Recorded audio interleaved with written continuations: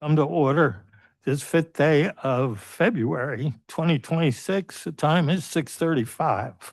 Roll call. Ann Torrey? Here.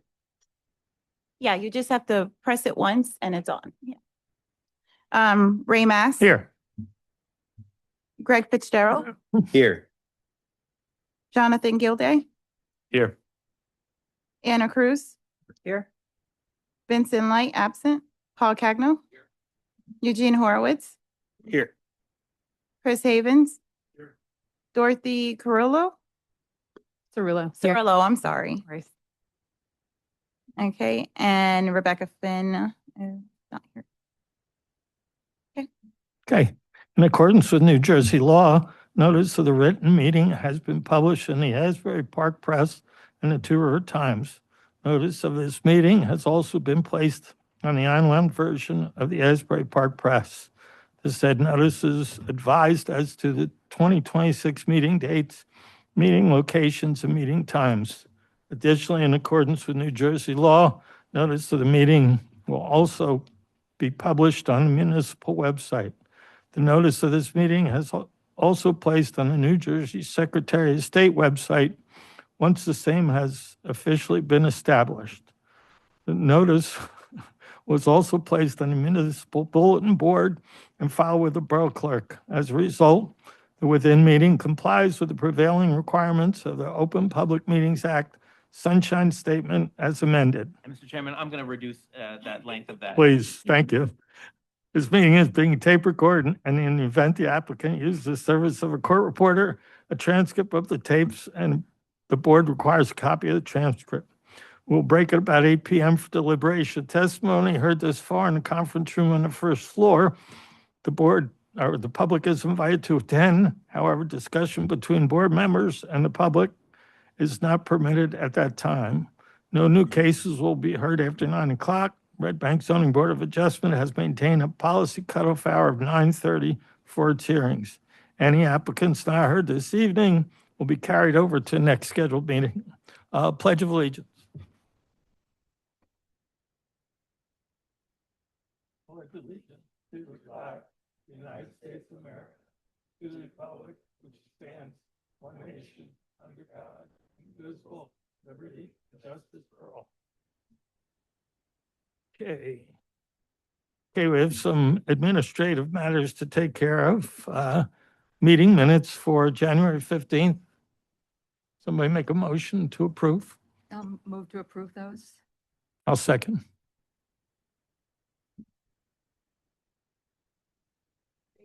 Aye.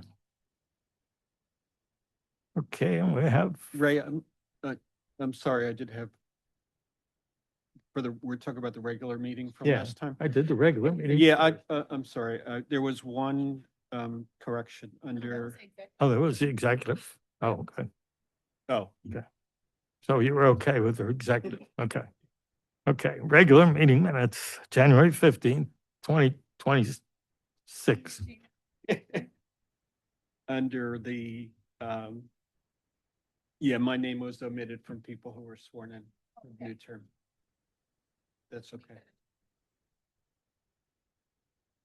Motion to approve. Move to accept them with that change. I'll second. Aye.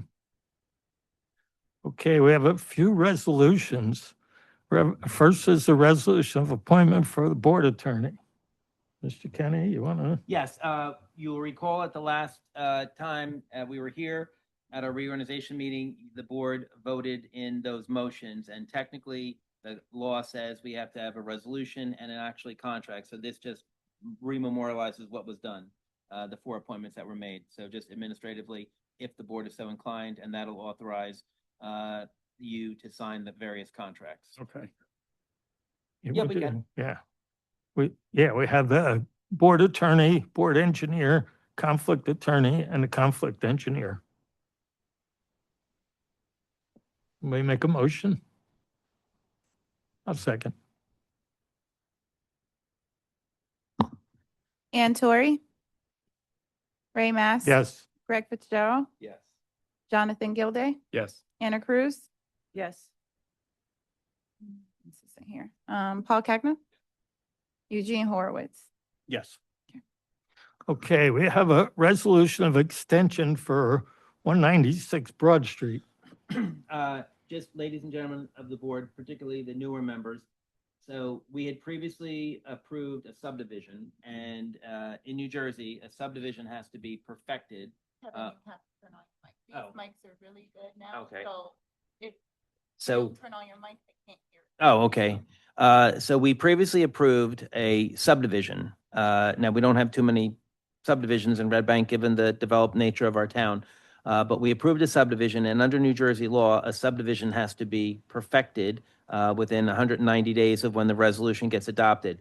So it's not uncommon to get an extension. They previously obtained an extension because they were having trouble getting outside approvals. And then Sean, I believe they requested another extension because I think they specifically referenced issues they were having with the Monmouth County Planning Board.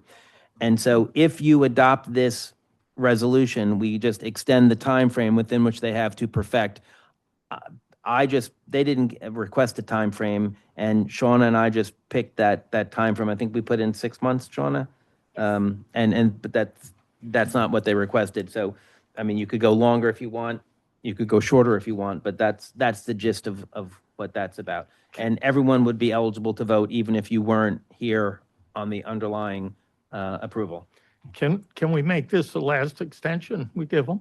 Yeah, I mean, we don't have to say that, but we can tell the person that, and there's nothing that requires us to obligate to grant any further extensions. Yeah. So we'll make sure Shauna lets them know that. I'll make a motion to approve that resolution. I'll second.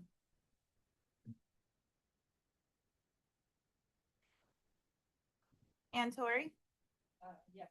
Ray Mack? Yes. Greg Fitzgerald? Yes. Jonathan Gilday? Yes. Anna Cruz? Sorry. Paul Cagnon? Eugene Horowitz? Yes. Okay, next up, we have 191 Bridge Avenue. Okay, as the applicant's team comes forward, just a couple of preliminary procedural things.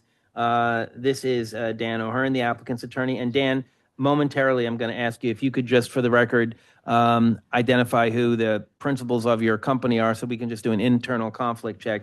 But, Mr. Chairman, you'll recall that we previously accepted notice on this file at a prior application. So what we'll do is we're going to swear in Jackie Derman, our board engineer, and Shauna Ebanks, our planner and director of community development. Jackie and Shauna, do you swear that the information and testimony you're about to provide, to the extent you provide any, will be the truth, to the best of your knowledge, so help you God?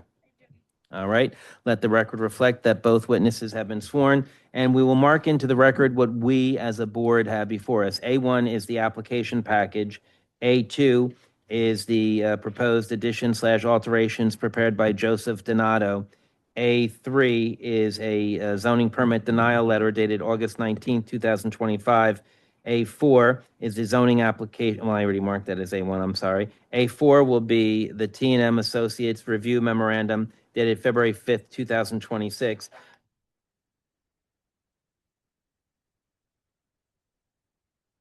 Okay. Is that about the garage? Yeah. Okay. February 5th. Yeah, so this is resolution number, the second review memorandum. Yeah. Okay. And then the other thing is, Dan, just for the record, I know with the first review letter, there was a reference to some architectural plans by Paul Renaud, and then they're crossed off in the second review letter. So it's my understanding that is not part of this application, so I'm not going to mark that into the record, correct? Okay. And so we have a brand new system here. You can use the ones Yeah. there, just talk into it. That is correct. There you go. Those, the plans that are crossed off, they will not be part of this application this Very evening. good. And then if you could, just for the record, after you enter your appearance, we have 4 new board members, but if you could just identify who the principals are. So if we hear the name 191 Bridge RB LLC, that might not mean anything to us.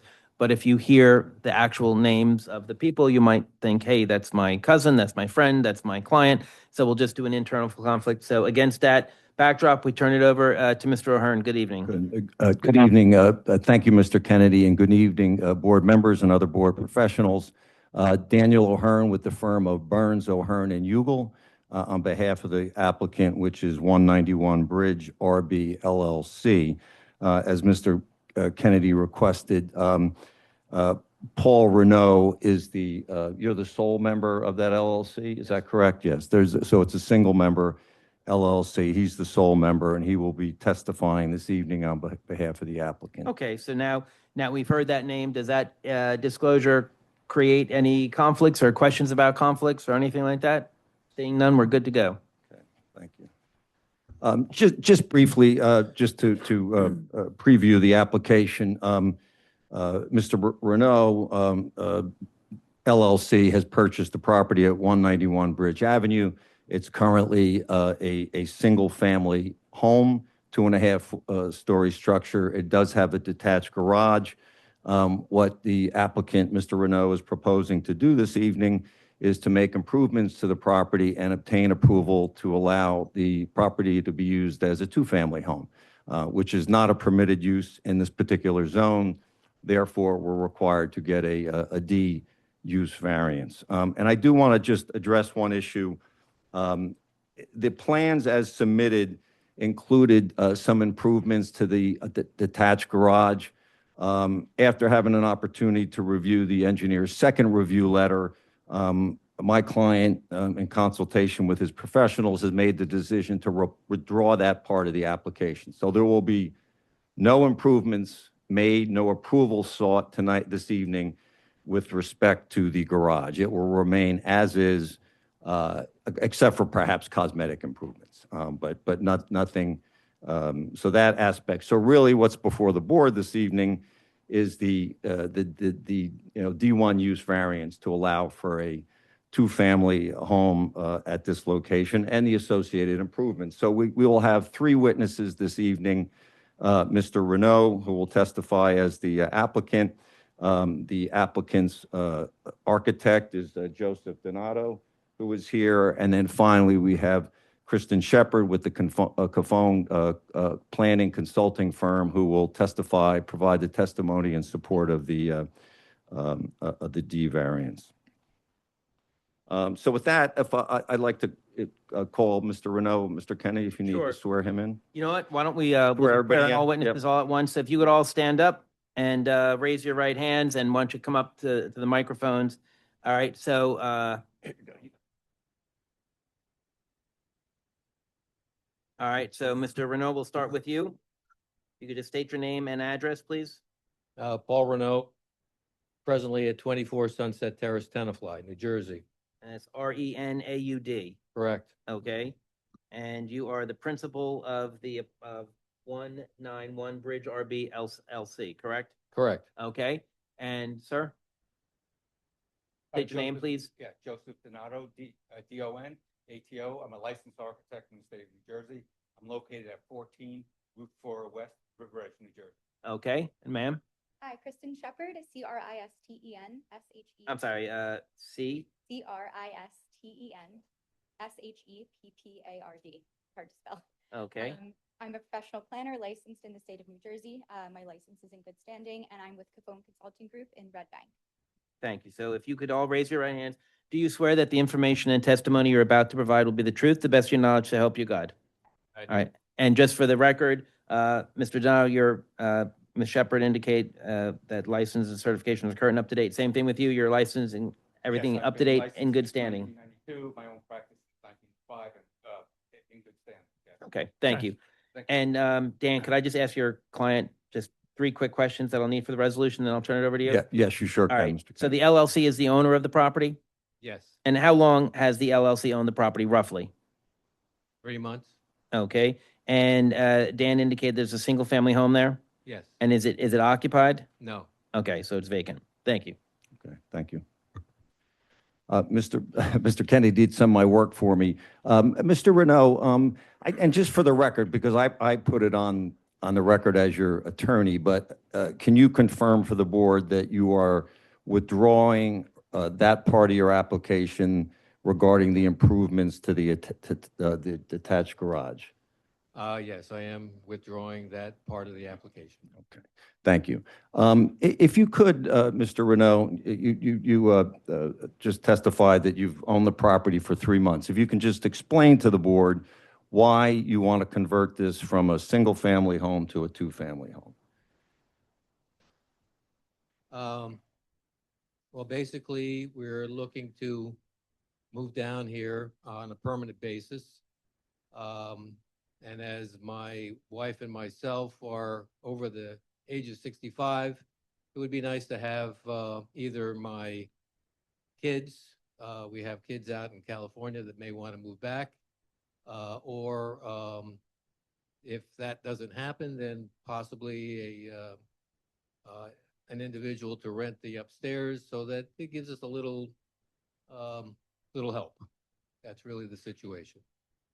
And so just to clarify, you would, if these approvals were granted, you would make this location your permanent residence?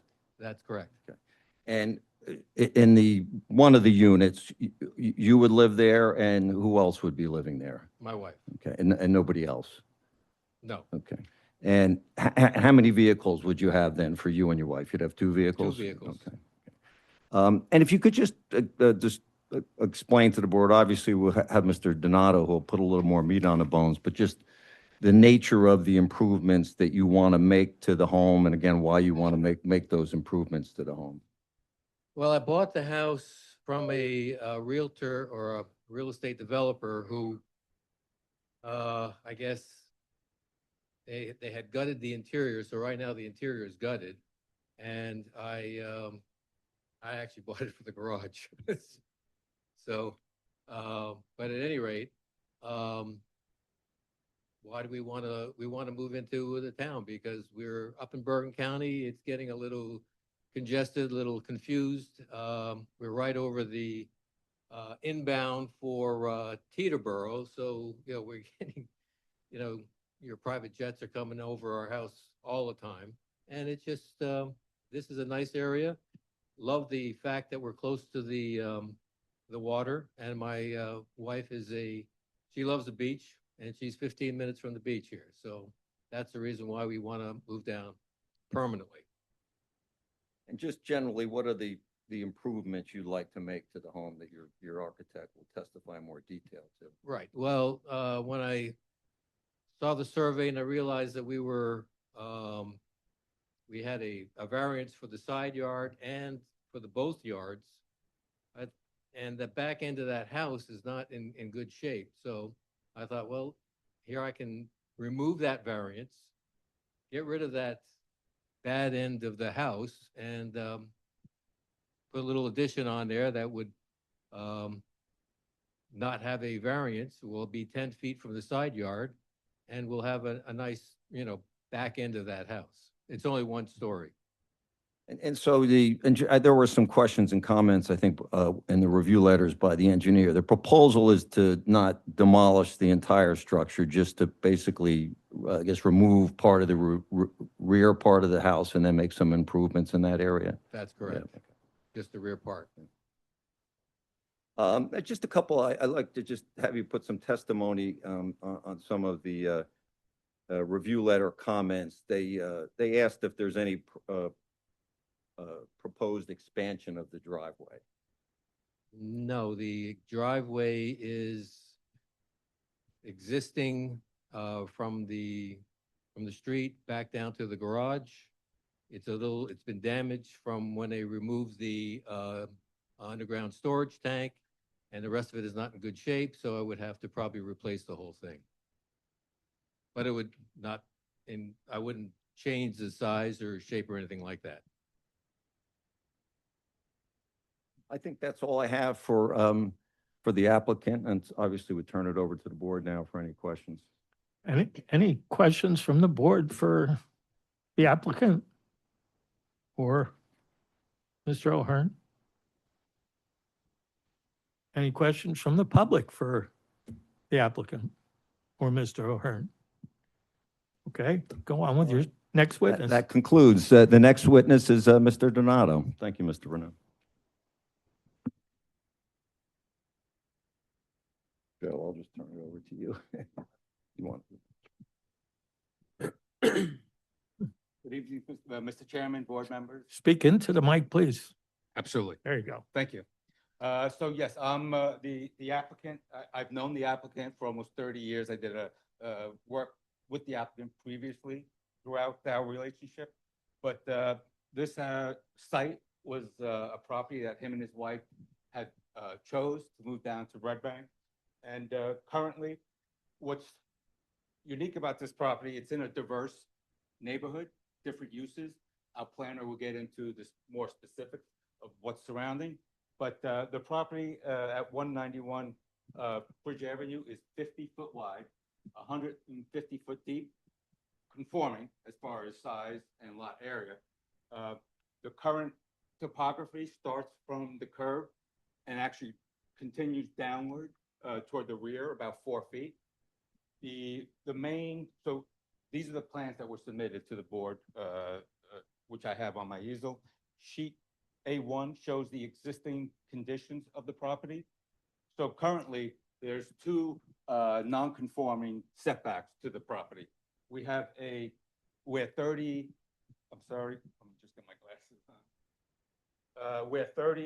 feet front yard is required. The current structure is 19.4. It's a 2.5-story structure. The idea is to keep this structure alone, update it to a newer look. We want to keep that shape of the traditional colonial house, but the main idea is to keep that front as is. We're not expanding the front. We're not making it any higher with volume. We're not projecting it. It's still at 19.4 feet. Then the building, as we go back further, there is this 1-story structure, which it's also non-conforming, where 10 feet is required for a side yard. The current structure is 5.4 feet. That rear structure, as Mr. Renaud spoke, it's in bad shape. Our proposal is to remove that entirely and build the new portion in conforming with the side yard setback. Then as we go toward the back, an existing garage will remain. It's a 2-car garage. We're going to keep that to be 1-story. We're not expanding it, so it would only be aesthetically upgraded to match the house. So I have the site plan to the right. This shows the proposals. Again, we're going to keep the front yard at 19.4. The back portion of the house, we're going to set that in at 10.08, where 10 feet is required. And we're going to rebuild that whole structure with a 2-story structure. Again, it's only 2.5-story structure. We're not expanding the height. Sheet A2 is the existing conditions of the property. It is a building that really needs repair, especially the back portion. Again, we're removing that. But as we measured the existing structure, Mr. Renaud said he purchased it a few months ago. Ironically, it's laid out as a 2-family currently, even though illegally it is. There's an existing, the part of the structure that is non-conforming, there's a set of stairs to the right side, and there's an existing kitchen, bathroom, bedroom, no access to the main house. The main house has a porch, living room, 1 bedroom, a set of stairs to 2 bedrooms. So currently, this structure is total of 3 bedrooms. And it is separated, probably illegal, but that's what we're dealt with. These are the existing conditions. Our proposal, this is sheet A3. So the front portion of the house, where I said we're going to keep that, that's the front portion, which is 19.4, that stays. That nonconformity will remain in effect. This right side addition, this is where we're going to cut this back, so this conforms to the side yard. So the first floor level will still have a front entrance from the front, from Bridge Avenue. We'll have an office in the front, an open area kitchen, living, dining, and one bedroom with a bathroom. So on this main floor, the purpose is to have a bedroom, an office, and living area. And this is where Mr. Renault, being the owner occupied for the two-family, this would be his floor with a set of stairs that go upstairs, a set of stairs that go to a basement that also has one bedroom. So his unit will basically be two bedrooms and an office. The separate apartment that we're proposing would be on the upper portion of the existing house. We have a little vestibule here, stairs to the proposed second apartment. That apartment will only be one bedroom. So in total, we are proposing apartment number 2 to have one bedroom, apartment number 1, which is the owner occupied unit, to be 2 bedrooms. So in total, we still have 3 bedrooms. It's now a two-story, two-family structure. We will have a deck in the back.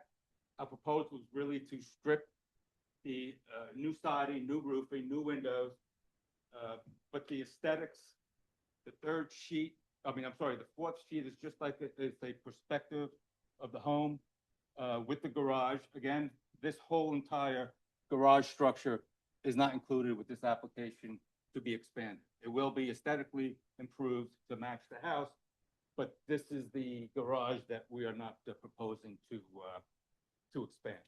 But you could see the proposed, the existing structure, the shape of the structure, the colonial style. We really want to keep that as is, just updated, basically because the neighborhood really has these type of homes that we don't want to change. I'll touch on some of the outside work as far as the site. Mr. Renault talked about the driveways currently starts at the curb. It does go toward the back. It's in very bad shape. We'll rip it up. We plan to keep it roughly the same size. We just, as long as we're we're not asking for a lot coverage variance.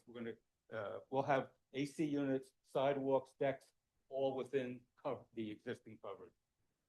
We will also have besides the 2-car garage that will be in the existing garage, we want to have a 3-stall parking area, which would be gravel. So in total, it's 5 stalls. We are only required to have 3 based on the code, but we want to have 5 when his children, when they visit, there's parking or street parking. If I can, I'll just touch on the zoning schedule, what variances we're asking for. We are in the RB zone, which is a 1-family zone. The lot area required for this zone is 3,500 square feet. We're 7,500 square feet, so we're a larger lot, and that's why we felt this site with this size can handle this type of 2-family. The connotation of a 2-family, typically people think of it's a rental units, but in this case, it's an owner-occupied unit. It's that second unit primarily is for when kids visit, but to have that extra income, it's only a 1-bedroom, favors the owner. The lot frontage that's required in this zone is 50 feet. We do meet that 50 feet. We're 150 feet deep, so the lot depth and area are met. The first variance that we're asking for is that front yard variance that I spoke earlier about, where 30 feet is required. We're 19.4 existing, but again, we're not expanding that any further. One side yard required is 10 feet. Currently, it's 5.4. That's where we're going to remove the existing structure. We're going to bring that into 10.08. So we'll conform to the side yard. The next item is total side yards for this zone is 20 feet. In total, will be 23.9. So we'll be even more than is required for total side yard. The rear yard is 25 feet for principal structure.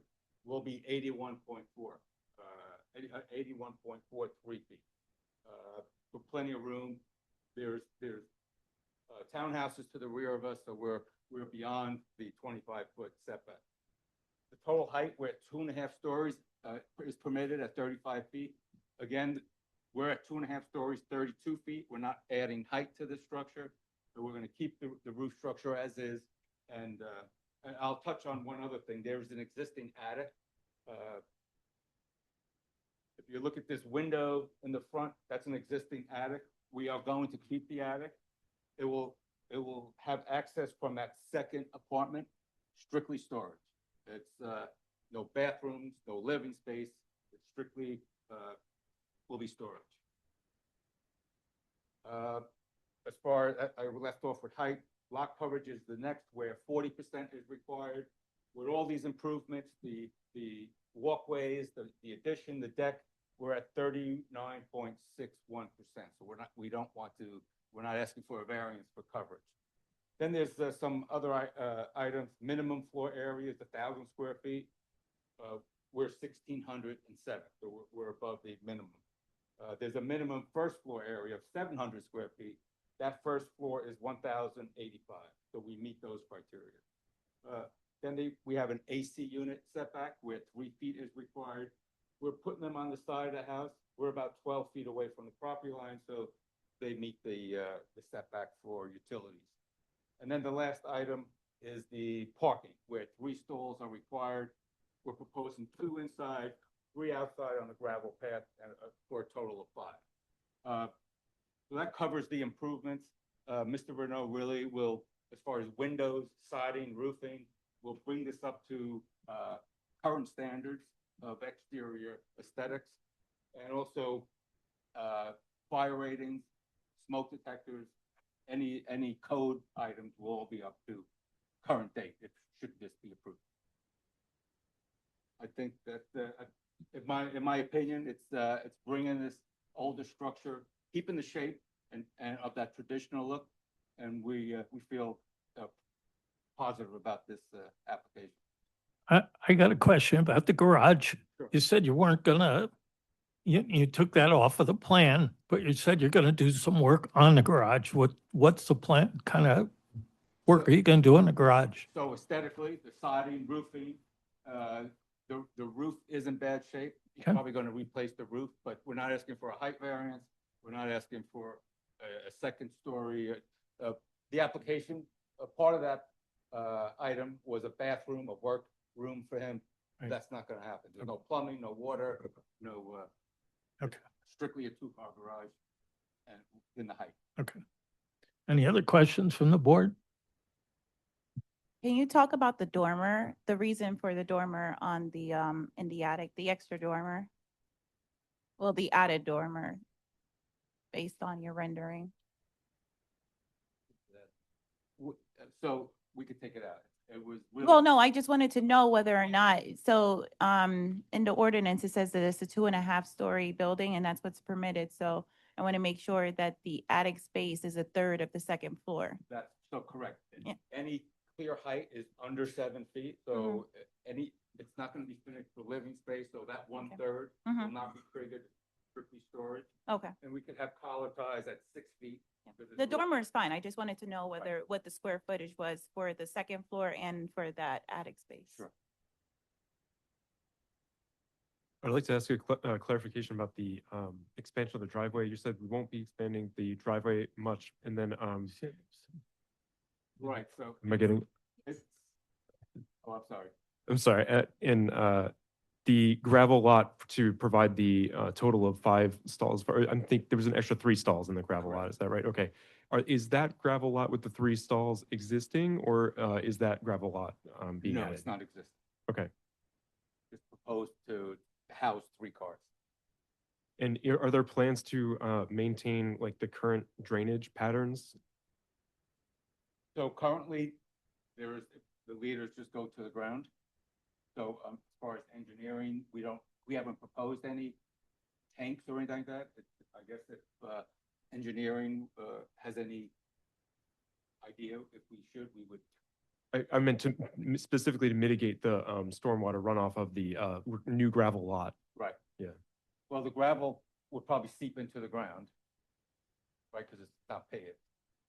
I mean, it's my understanding that under New Jersey DEP, that it's for a motor vehicle surface, it's subject to runoff.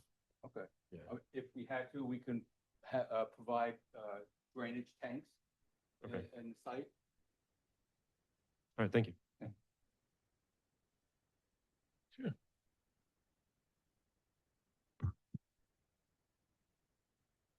Hi, I have a couple questions. Can we just talk about the basement? You said there's a bedroom down there. What's the size of it? And then, what's the egress?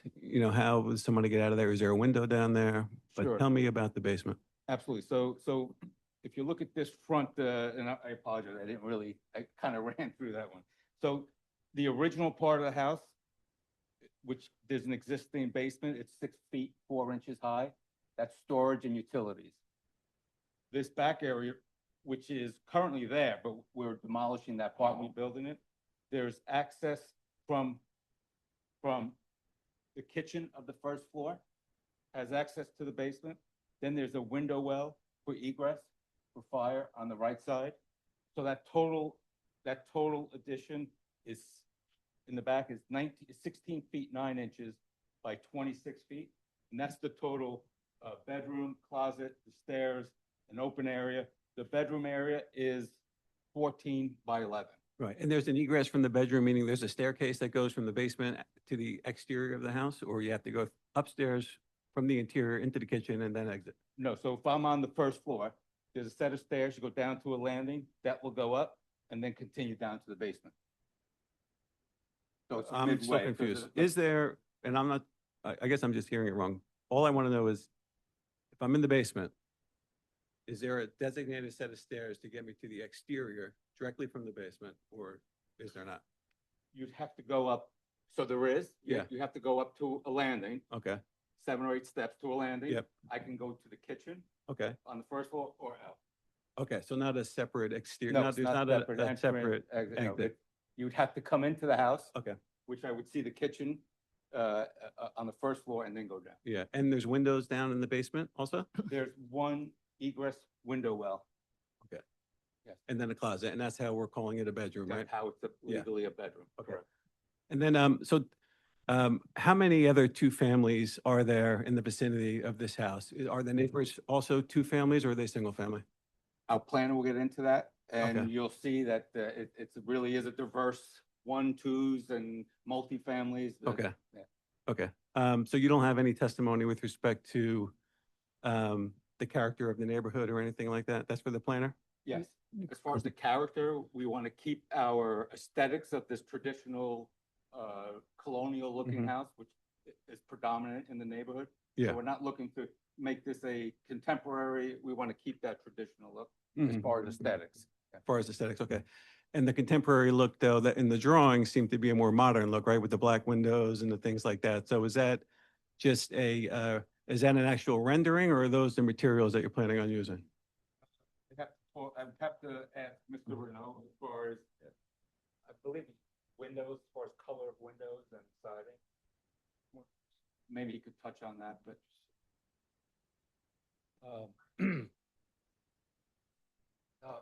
To address Mr. Cagno's question, there is a way to get out of the basement directly. Next page. Yeah. No, we have a set of stairs that will take us out to the parking area, Oh, you do? We Okay, do. was that like next to the deck or something, or? right against the deck. Here's the deck here. There's the stairs going up to the parking area. Okay, so there is two means of egress. Yeah, To get out of that place. okay, that's what I was We wondering. want to make sure that if there is Right, any fire or whatever, they can go out that way, or they can come out the window well. correct. Window Or wells. they can go up the other set of staircase, right, and get to the kitchen? So is What's that? And they can also get to the kitchen too, or no? They can go up to here's the steps that Yep. come up into the kitchen. Yep, okay. All righty? And your other question was? Well, your witness had testified about it keeping in character with the neighborhood. So I was curious about the materials because the renderings show more of a modernization of a colonial house, right? It shows black windows, darker features. So I'm just curious, I'm just curious. Is that your No, it's understanding of not. what the neighborhood is? This isn't colorized, so Okay. it doesn't really represent, this is supposed to be more of a gray with white windows. I don't know how, the computer did that, I didn't. Okay, So, no, we're gonna have, regular, replacement windows, nice replacement windows. They'll probably have the dividers and, thermal, argon. It's cold out here. We want to make sure that this house is nice and tight. But I do think it's Understood. more colonial than contemporary. Okay, done, Paul. Yes, I'm done with this one. Any other questions? Yeah, just about the, Just It's got on. out into it. about the bedroom in the basement. When you say egress, you have an egress window well, like how big is that window? I mean, is it a regular, 3 foot window, or is it the small No, it's it would windows? be 3 foot wide by 4 foot high, so that you can climb out of Okay, this little window well. And that's within the setbacks of the property. Setbacks. gotcha. Thank you. Okay, anyone else on the board? Jackie, you have some, Hello, hello. Okay. Just some questions for my review letter. Let me see. Page 4, please.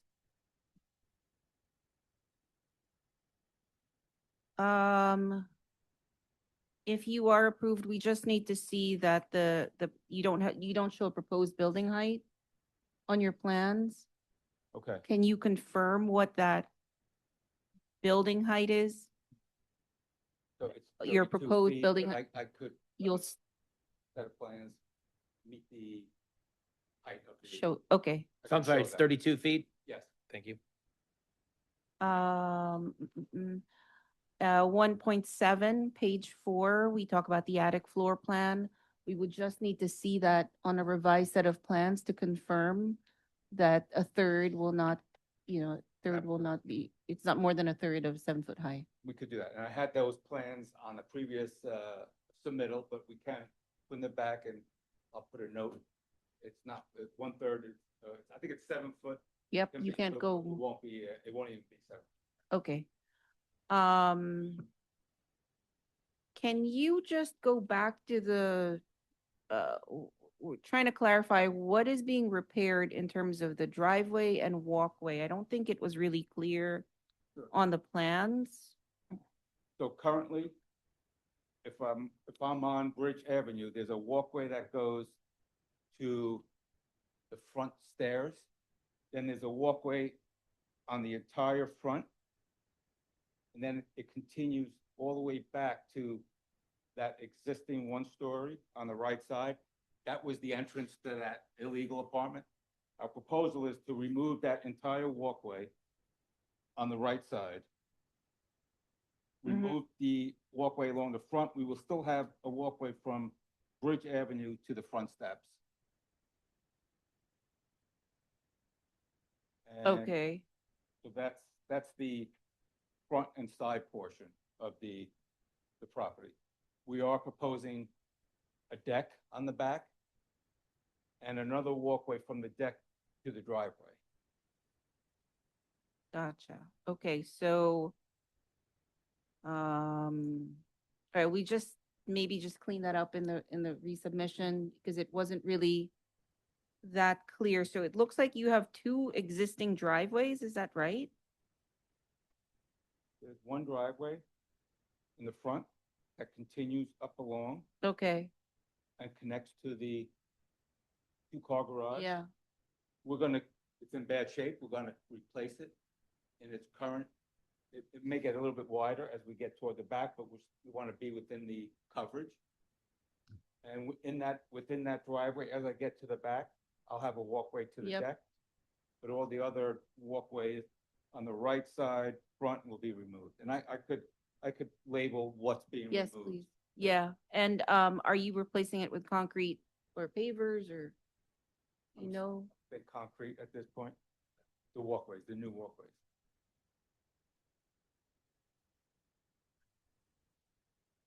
Well, we have a new walkway in the back with, oh, sorry.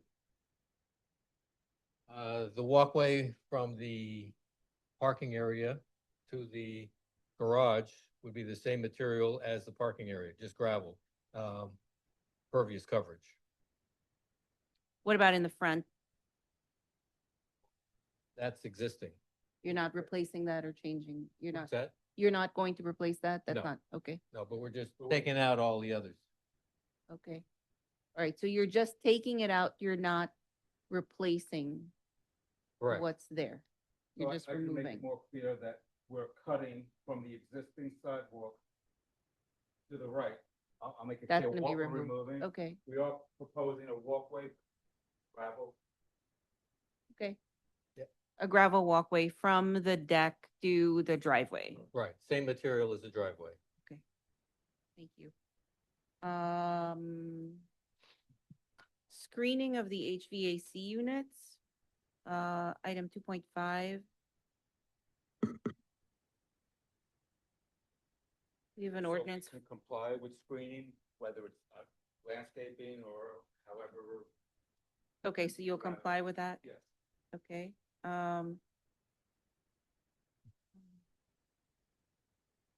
so in terms of utility upgrades, are you proposing any utility upgrades or changes to underground utilities? Well, I think the electric, Okay, we are on the list for replacement of the water service. Because right now we've got galvanized coming in. Mm, And other than that, yes, we are going to upgrade we've only got like a 60 amp service there. So we want to go to at least 100 amp service. And are you installing a second service for the second unit I in don't- terms of No. water or sewer? A second service? A second water service, no? No. No, one water service, For- one that's for- furnace, Okay, that's it. okay, Okay? okay.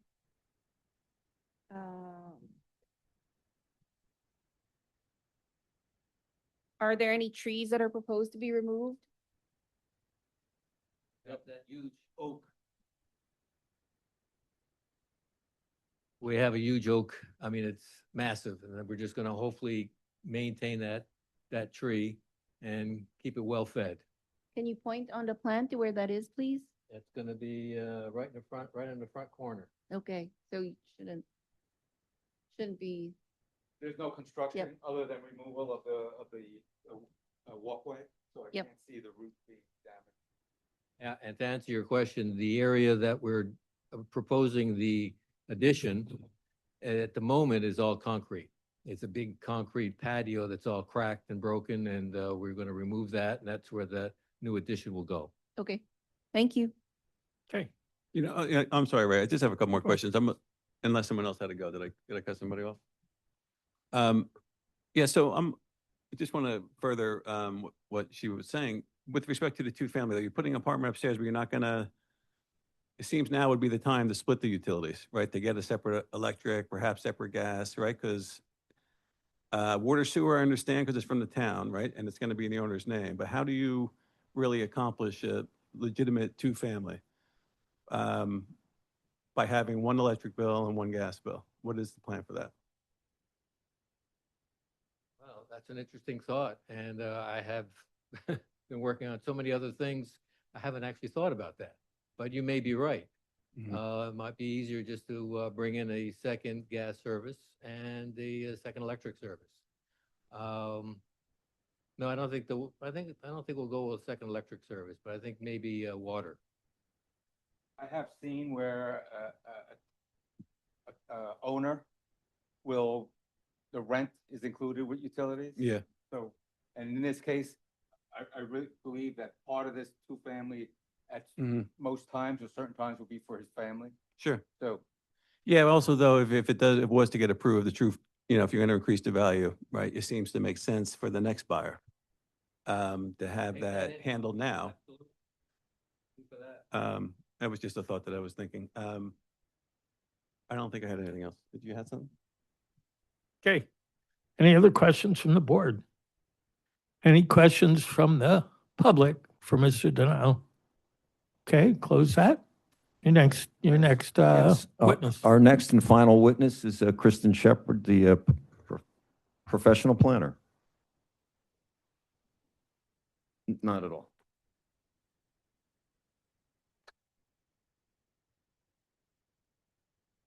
Shauna, what are we up to? A5? Yeah. All right, so A5, and what is A5?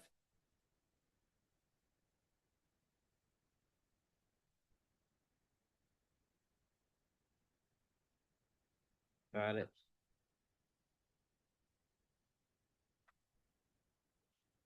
Thank you. And just for the record, these pictures were taken by your office? All right, so they're accurate depictions. Yeah.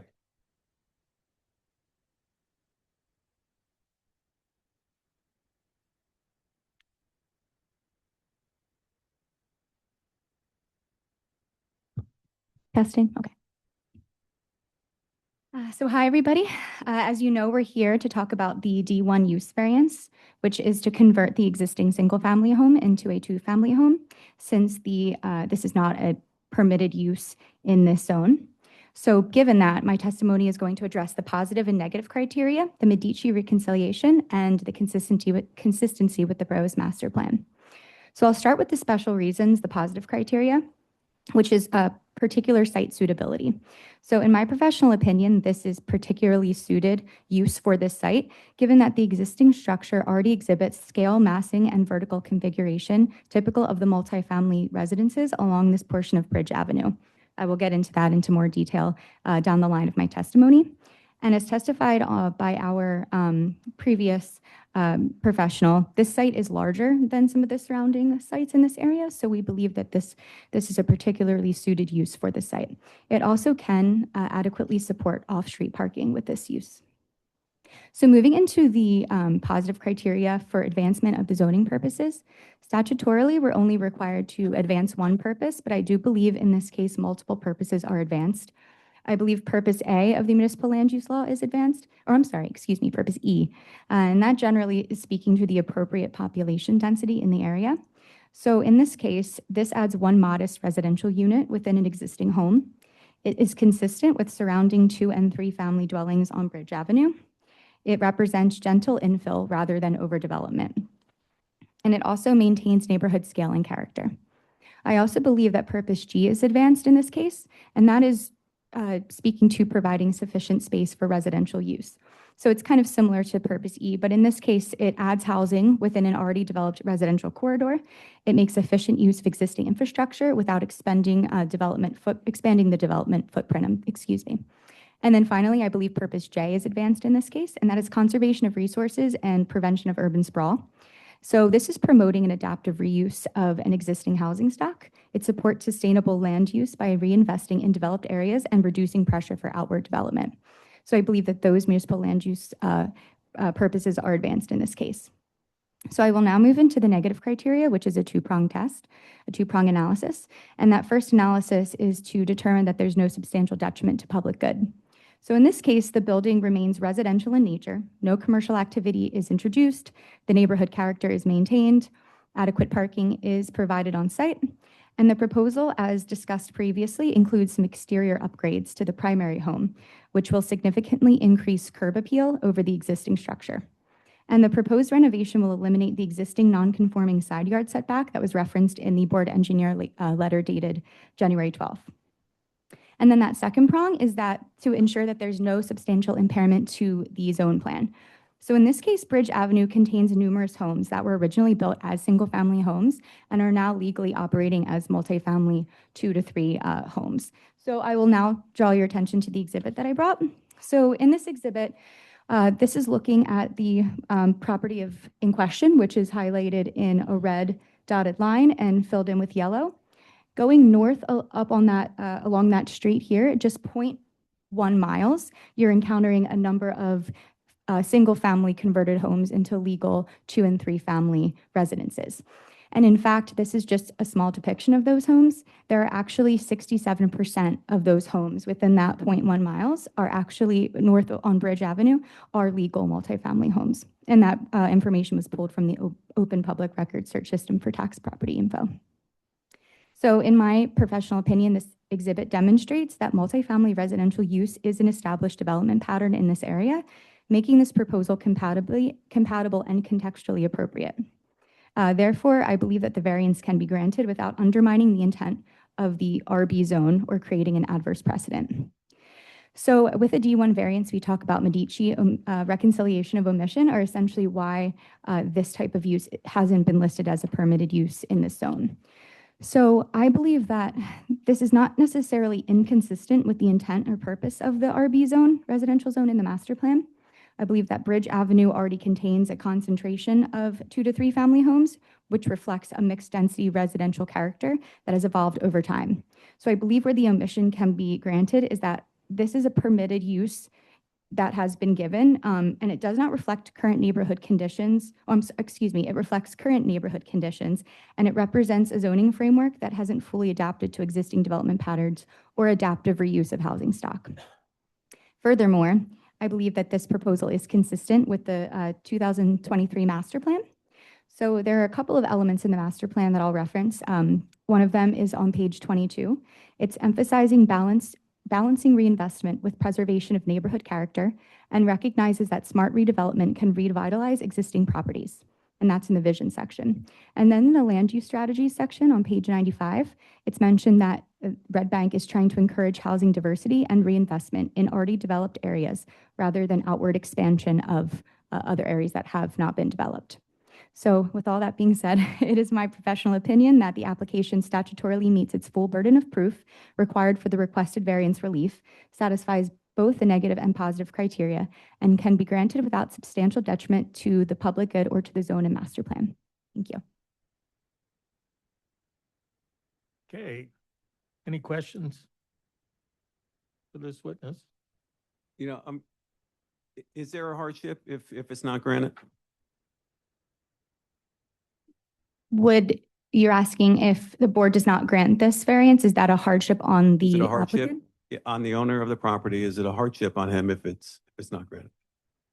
No, under the municipal land use law, I would say no, it's not a hardship.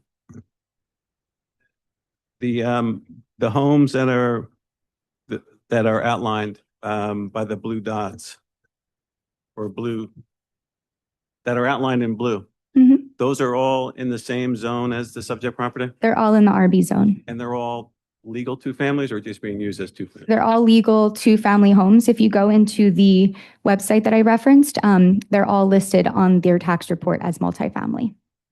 And then- Red Bank views multifamily, whether it's 2 or 3 or single family, as 2. That's how you designate it. So you have to go into the tax record further, and that's where you can see all of these are listed as multifamily.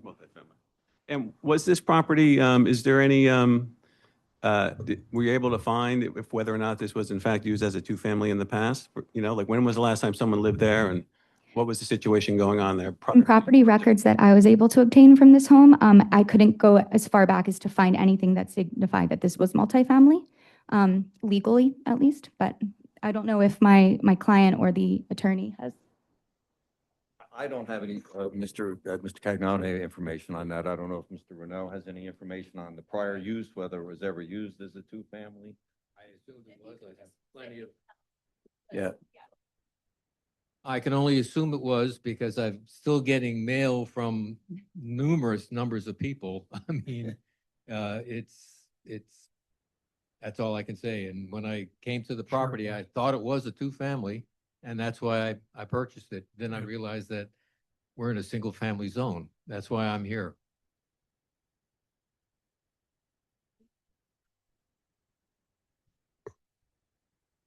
It sure was. You know, Bridge Avenue has been cut up into pieces for decades from when it was a great single-family house street.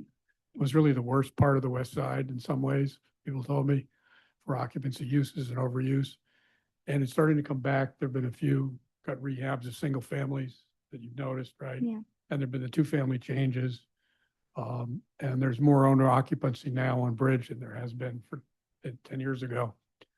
And I would submit this is a creative and owner occupied improvement to the street and to the immediate area where we live, where I live nearby. So I would say this is a positive step forward for sure. Even Yeah. if he rents the second unit to someone else and not his family, he's going to live there. And it's a good thing for the west side and a good thing for Bridge Avenue. And I just wanted to add to that and to circle back about the hardship question. This is not a D1 regarding hardship based on the size or shape of the land, which is why my testimony was, in fact, regarding Medici and the proofs that I put on the record. So I believe I did make it pretty clear that I believe that this is promoting the good of the public and also as well as the master plan and the intention of Red Bank to ensure that it provides opportunities for other types of residential with time. So just to add to that. Okay, any other questions from the board? Any questions from the public for this witness? I don't see any. We'll close that. Thank you. Mr. And- Ahern, you want to? I'm not going to bore the board with any kind of closing statement. That concludes, I think our professionals did an excellent job and the board asked some very good questions. So that concludes our presentation. Okay, Mr. Kennedy, you'd like to Sure. summarize? Couple real quick things. In a use variance situation, remember for our new friends, a use variance is a unique type of application, and under New Jersey law, only 7 people vote, and you need 5 affirmative yes votes. In other situations, majority would win, but with a use variance, you need 5 affirmative yes votes. And I've taken liberty of writing down some potential conditions if the application is approved. Do you want me to read them, or do you want me? Okay. So we would talk about our standard conditions, compliance with all the promises and representations and commitments that the team made. And as you will all know, that's sort of my get out of jail free card. So if I forget to say it now, if they said it, it counts. We also have compliance with affordable housing rules and regulations and contributions, if any. There's generally a 24-month shelf life within which to get the building permits, and then any outside approvals, with the caveat that if the outside approvals materially change the nature of the application or the nature of the requested relief, you need to come back for amended relief. We have a professional certification confirming that once the improvements are installed, they've been installed in accordance with the approved plans, in accordance with the testimony, in accordance with the resolution. And now we have the ADA regulations, compliance with the board engineer review memorandum, compliance with the 2.5-story requirement. Let's see. We're just going to confirm that we're not using the architectural plans prepared by Mr. Renaud. That's not part of the application. And we're confirming that the garage, there's no improvements in terms, except cosmetic improvements, but not adding an addition and not and changing the size. And I guess we should just have the plans revised, just so 10 years from now, if it's approved, no one gets confused. Yes, that's fine. And it Okay. sounds like there's might be some other revisions to be made to the Okay. plans anyway. So yes, as part of that, we'll remove the garage. And we're just clarifying. The prior proposed improvements that are withdrawn. Okay. We're complying that it's not an entire demolition. Jackie, we normally have grading and drainage details to be reviewed and approved by your office if necessary? Or do we not need that? Okay. Got it. And we usually have no adverse light spillover. We have the aesthetic upgrades to the garage are going to match the revised improved home, 2.5-story only. Again, the garage plans withdrawn. And then, Jackie, just so we are clear, they're saying that there's 3 parking spaces required. Is it 3 or 4? They have 5. I just want to make it clear in the resolution. Is it definitely 3 is what they said? Okay, 3 is required. Okay. And then compliance with the fire rating and building and construction code regulations. And then the attic is just the storage, as Mr. Renaud testified, no bathroom, no living space up there, correct?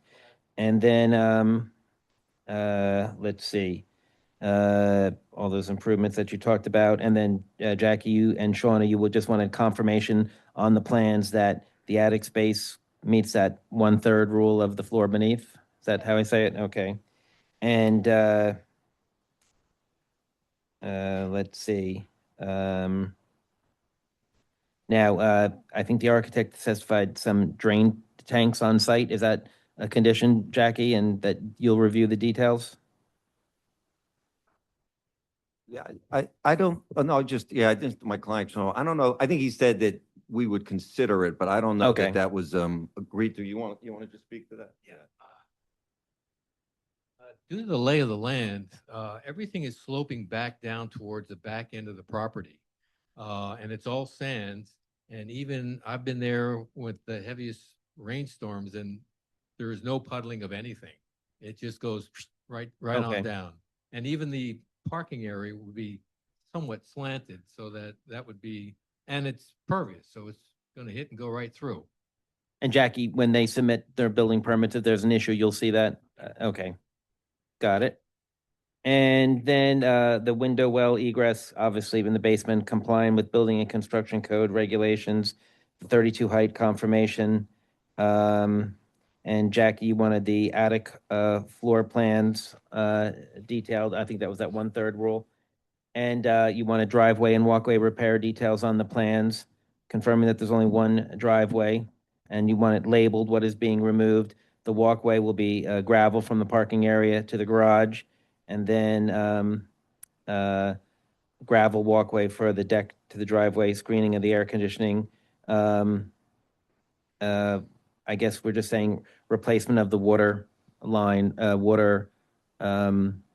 service line, and then one well, I guess, are we saying splitting the utilities? Are we just sort of saying that's up to the applicant and he reserves his rights to do that? I think a lot of the positive criteria we heard was towards making this a furthering diverse housing options in Red Bank.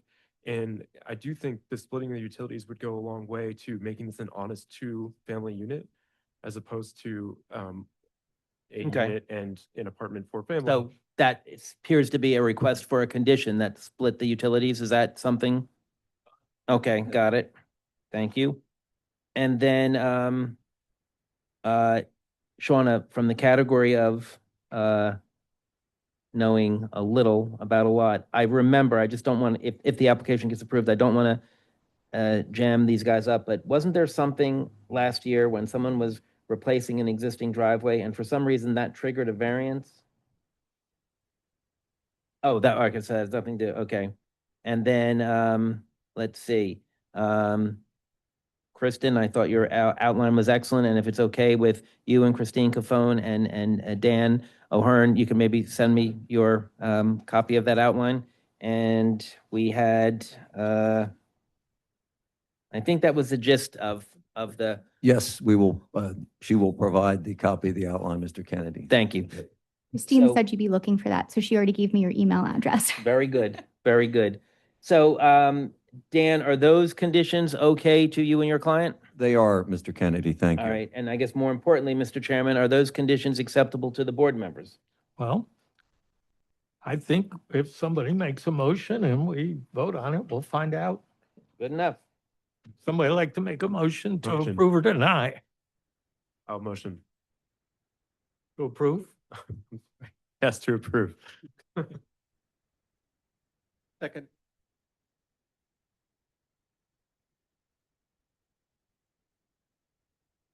Ann Torrey, Yes. Ray Mass, Yes. Greg Fitzgerald, Yes. John Gilday, Yes. Anna Cruz. No. Paul Cacknell. And Eugene Horowitz. Yes. Thank you. Okay, thank you. Good luck. Thank you to everybody. Have a good evening. Appreciate your time. Yeah, put it next up.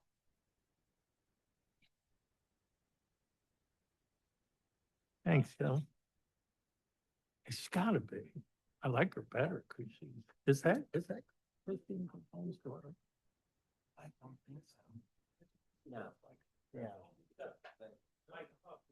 Well, I think the daughter's right now.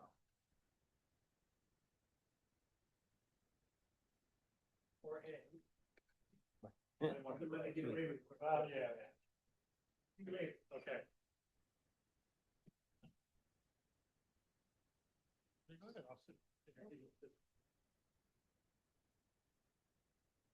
Okay, next up we have 232 Pearl Street. Okay, and Mr. Chairman, as the applicant team comes forward, a couple of preliminary procedural things.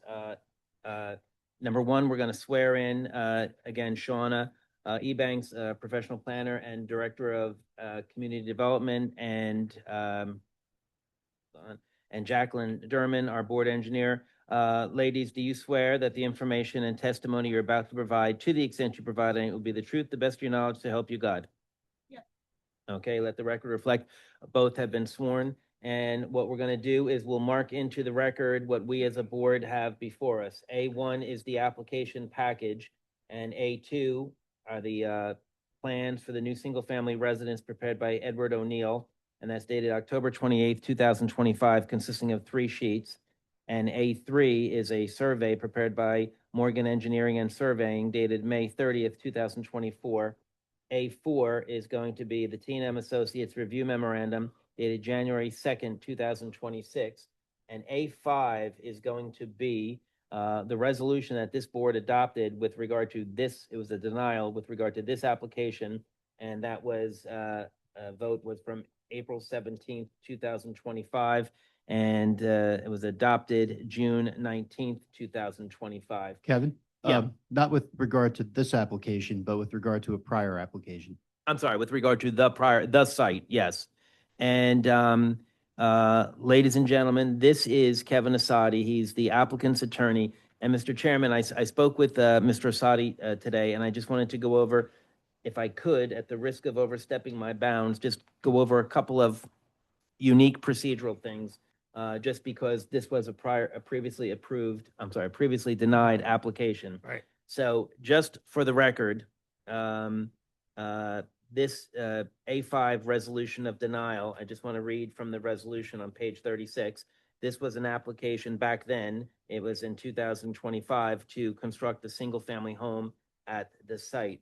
And after a long discussion, it was ultimately denied. But I just want to read one page to set the flow. And again, I'm not trying to set it up for you to approve this or set it up for you to deny it, but I just want to sort of make the picture complete, because there's going to be one other procedural thing we're going to have to do momentarily. But reading from this A5 resolution, it says, as referenced, in the midst of the April 17, 2025 public hearing, most board members publicly and wholeheartedly expressed support for the concept of a single-family residential development at the site. However, most more board members, including some members who ultimately voted to approve the application, expressed some reservations about the overall mass and scope of the proposed home, particularly in comparison to the significantly undersized 2,686 square foot lot. The board members expressed a request for further plan modifications to make the home less obtrusive and more in keeping with the character of development in the neighborhood, particularly on similarly undersized lots. Some of the suggestions and concerns expressed included, but were not necessarily limited to, potential reduction in the overall scale and mass of the proposed home, potential reduction in the overall number of bedrooms in the proposed home from 3 to 2, potential increase in the side yard setbacks that it would be greater than 3.25 feet, potential increase in the overall parking situation from 0 to 1 or even 2, and potential reduction in the overall size square footage of the proposed home. All of those items represented fair, legitimate, and good faith concerns raised throughout the public hearing. At the conclusion of the public hearing, the board attorney publicly asked the applicant's representatives as to whether they wanted to adjourn the public hearing so as to consider further plan modifications or call for a vote. The applicant's representatives asked whether or not we could take a straw poll, and the applicant's team was advised that technically straw polls really not permitted, but that board members could, if they so chose, issue statements as to the overall general feelings about the application, the presentation, the requested relief, potential conditions, and the vote. Many of the board members publicly expressed their opinions and their, quote, struggle with the application, with their simultaneous acknowledgement of many of the positive and negative features associated with the proposal, and the said comments echoed the substance of comments which were made throughout the public hearing process. Again, the applicant's team was asked if they wanted to adjourn to consider plan revisions or they wanted to vote, and they requested a vote. And respectfully, some of the applicant expressed some frustration at that time. They were concerned that the plans had already been effectuated, that the height of the home had already been reduced. Despite multiple promptings, the board members would not provide any maximum size square footage of the home that the board would prefer or allow to be built. There was a concern, the applicant expressed frustration that They didn't necessarily think that further items would assuage the board members. There was a concern that the board members seemed to have various different objections, not singularly focused. And there was a concern that some board members seemed to express certain preferences, which were not necessarily the same preferences expressed by other board members. And there was a belief that outright denial could be tantamount to potential inverse condemnation. And anyway, so that was it. All board members unequivocally expressed belief that single-family use was a preferred and beneficial use for the subject property, but that the overall proposal could use some refinement so as to make the home more compatible with the neighborhood and more appropriate for the significantly undersized nature of this particular 2,686 square foot lot. So anyway, that's the gist. And I just wanted to say that because, one, it's maybe relevant to you, and number two, this is a totally new application. So because you weren't here at the last application, last hearing when this was on, that's okay. If you voted no on the first one, that's okay. If you voted yes on the first one, that's okay. And the reason that that becomes important, Mr. Chairman, is because there's a thing in the law called the doctrine of res judicata. And for all you Latin friends, has it already been adjudicated? And the law is sort of clear that they don't want people to have the right and the ability to come back with the same cases. Now, I'm going to do a crazy example and then a real simple example. Suppose Shauna and I got in a car accident, and Shauna sued me and saying because of my negligence, she hurt her back and her leg, and she went to court and won. She can't then come back later on and say, oh, by the way, I also hurt my back and I hurt my eye and my hearing has been damaged, because the law says you have to have everything in one lawsuit. Makes sense. Likewise, Mr. Chairman, if you and Shauna and myself got in a three-way car accident, Shauna couldn't sue me, win, and then say, oh, I'm going to sue Ray, because it all has to be brought in the same context, in the same litigation. Now, in the context of zoning, the theory is that you're not allowed to have an application again unless it's substantially different. And the law doesn't tell you what substantially different is. It's something that you all have to determine. Now, imagine if someone came for approval for a 30-foot or a 30-story hotel, and then we said no, and then they came back and they said, well, we're going to make it 29 stories. I would say, well, that's really not different. But let's say they came back for a 30-story hotel, and then they came back and they said, we're going to make it 5 stories, and we're going to change the parking, we're going to provide more parking, we're going to change the access and all those things. So that might be substantially different. Likewise, if the denial was 50 years ago when Route 35 was not widely traveled, that might be a difference too. So one of the things that you're going to have to be addressing is whether or not you feel that this is a substantially different application. And I would just suggest that because the lot is so small, that there's not a lot of leeway in terms of the changes that could be made. And also, I did read that part about the resolution about how the board, at least at the last time this was heard, was basically asking for more revisions. And then the last thing I'm going to say is the applicant's team is going to give you some information about the Dahlmeyer case. And the Dahlmeyer case is just sort of a unique situation when you're dealing with undersized lot that is vacant and has no improvements on it. And basically, the law sort of says that they're going to establish certain standards. And if they do, the encouragement is that, the board should maybe approve it. Now, maybe you don't have to approve it as wide or as big or as tall as they want, but the theory is that if it's a residential only zone, and this isn't, so that's a little bit unique about that, but the theory is if it's a residential zone and you deny them the ability to create some type of single-family home, the theory is there's a fear that you could be setting up the town for inverse condemnation. Condemnation is when the town takes your property. Inverse condemnation is when you, quote unquote, zone it into inutility. So that's just something that we're going to hear about. And that Dahlmeyer case says what the law what the applicant has to address. But anyway, that's a very long introduction, but I just sort of wanted to give everyone sort of a feeling and just a general flow of it. And I'm sure Mr. Asadi and his team are going to address that. So against that backdrop, good evening, Mr. Asadi and team, and welcome back. Thank you. Well, I think what you raised were two what I would think are threshold issues, and we'd like to address them one at a time. First, on res judicata, you'll see, and if you looked at your board engineer's review memo, the changes in the plans are substantial, even especially when you consider the width of this lot. It's a 27-foot wide lot.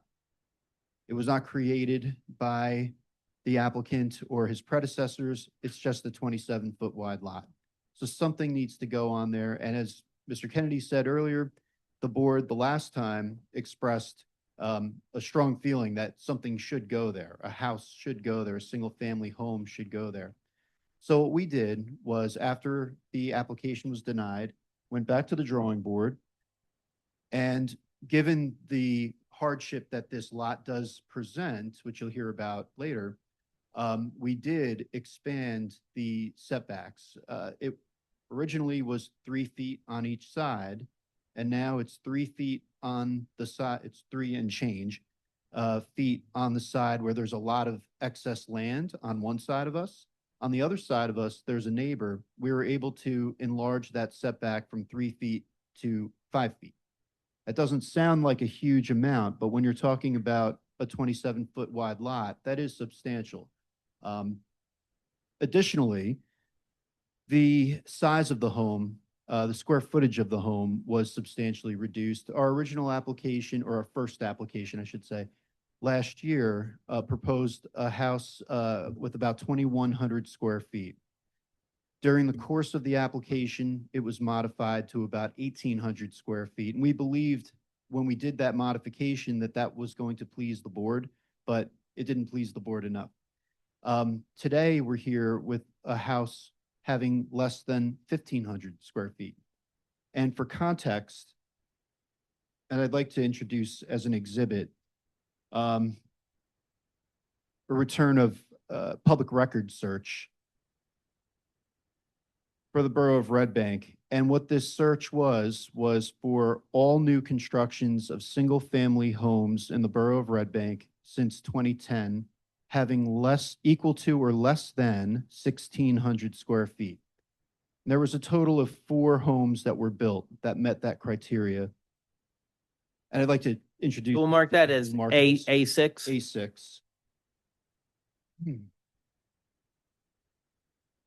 The 4 homes that were returned as a result of that search were 77 West Side, 87 Washington. I'm sorry, 77 West Side. Got it.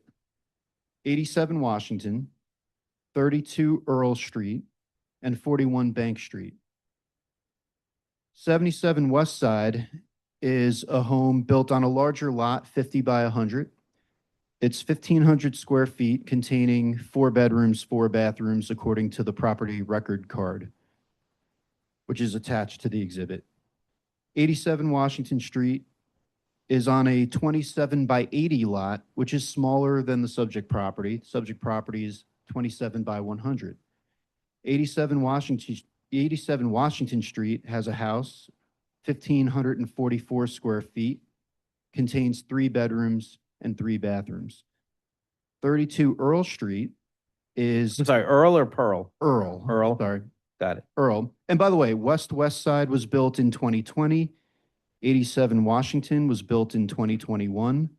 32 Earl is on a 32-foot wide lot, has a house of 1,558 square feet, and contains 3 bedrooms and 3 bathrooms.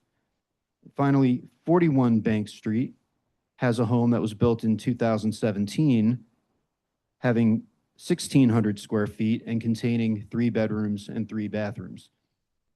The proposed house tonight is under 1,500 square feet, and that would be the smallest single-family new construction built in the borough since at least 2010. We only searched back to 2010. Yeah, if you could just pass that to Jackie and she'll. These are only new constructions that I'm talking about. So based on that information and based on this excerpt, which I'm about to read from the William Cox book on land use, section 19-3.2, where the Cox book discusses res judicata and application of res judicata in situations just like this, and I'll read verbatim. If an applicant files an application seeking to erect a building within 5 feet of a property line and the variance is denied, neither the applicant nor a succeeding owner may file an application seeking exactly the same kind of relief.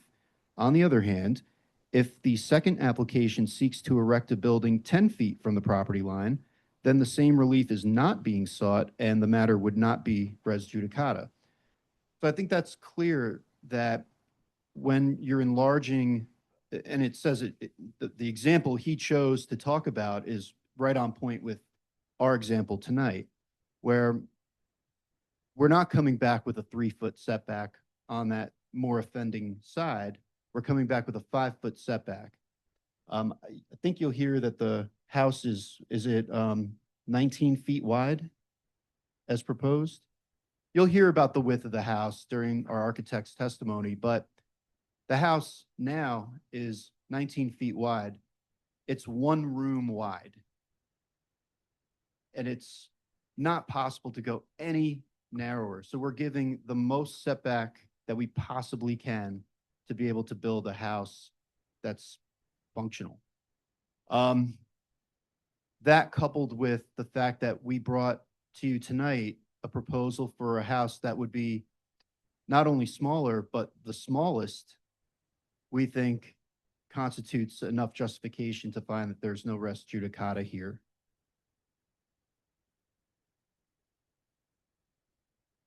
I'll go on to the Dallmeyer elements. So the Dallmeyer case talks about isolated undersized lots. And while property owners are allowed and should be allowed to use their property, there's a requirement that comes out of the Dallmeyer case, which requires the property owner seeking to develop an isolated undersized lot such as this to send notices out to the adjacent property owners. And the purpose of those notices is to either offer to sell their property to one of those adjacent owners or purchase excess land from those owners, which would bring the lot more into conformity. We've sent those letters. Kevin, just so if you asked to buy the other properties or them to sell the point would your undersized lot would be conforming or at least more conforming. Correct. Got it. And we've done that for a second time because we also did it the first time when we applied last year and nobody responded. It turns out it's all the same people this time around, and we sent the letter again this time around. I know that they've been received because I received a phone call this afternoon from Pat Minna, who previously represented our closest neighbor. She appeared at the very first hearing of her first application to object.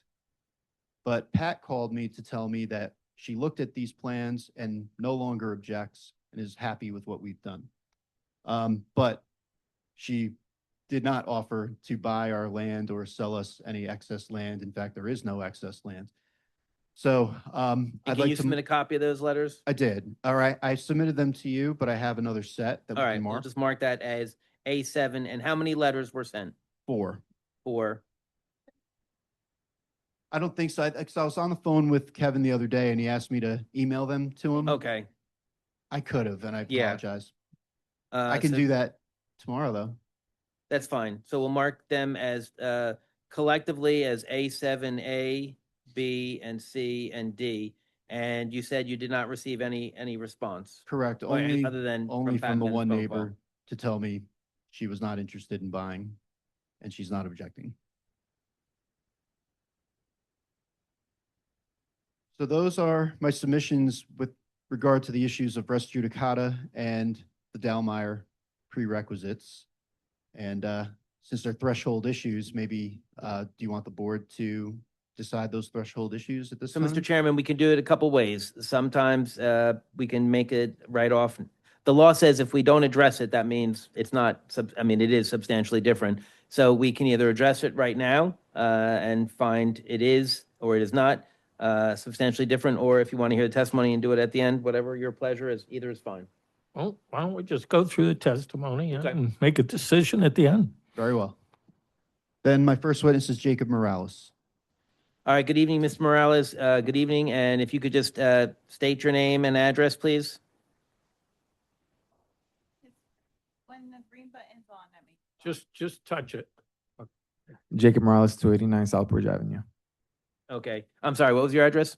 289 Southbridge Avenue. Okay, Red Bank. Correct. All right, do you swear that the information and testimony you're about to provide will be the truth, the best of your knowledge, to help you God? Yes. Okay, and Kevin, if I could just ask, from the last time you were here, you had testified that you're the owner of the subject property. That's still the case, right? Yes. And last time you had testified that you've owned it since about 2024. Is that still the case? Correct. And the subject property is currently vacant, Correct. and it's an undersized lot. Correct. Okay, Kevin, you can go on there. Jacob, tell us about what your plans are for the property. So the plans for the property is to introduce Red Bank to my mom, basically. And she's originally from Jersey City, born and raised. I'm originally from Jersey City, and decided to come down here because Jersey City is not the safest place over there right now. And I would love for my mom just to experience Red Bank and how safe it is and how beautiful, honestly, New Jersey is, because growing up, it was pretty rough, and that was the only New Jersey we knew until I came over here and then seen this and was excited to come to Red Bank, and then just thought of my mom right away because she's been struggling over there in Jersey City. So it'd be better for her. I can't wait to get her down here. I'm excited to, if everything goes well, to bring her down here and just have her experience Red Bank and how beautiful it is, honestly.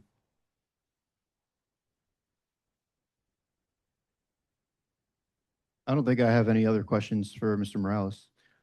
Any questions from the board for Mr. Morales before we proceed? Okay. And she has no idea I'm doing this, by the way. This is gonna be a surprise. Yeah. Right. Please don't tell her. Yeah. Okay. Ray, I have one. Oh, Just to reconfirm, last time you were here, you said the house would be, she would be the only one Yeah, residing in the yes, house. correct. Okay, thank you. okay. You want to proceed with the rest of your testimony or another witness? We have one more witness, Ed O'Neill. All right, good evening, Mr. O'Neill. If you could just state your name and business address, please. Edward W. O'Neill Jr., 65 Monmouth Street, Red Bank. And do you swear that the information and testimony you're about to provide will be the truth, the best of your knowledge, to help you God? I do. And just for the record, you're testifying in your capacity as a licensed, Architect and planner. okay? And why don't, just because we have four new board members, you've been qualified, why don't you real briefly just set forth your qualifications, and your licenses and certifications are current and up to date and in good standing, correct? Yes, they all are all in, they're all current and in good standing. And just for the record, you also testified at the last year's hearing, correct? Yes, at both of them. Got it. There were two.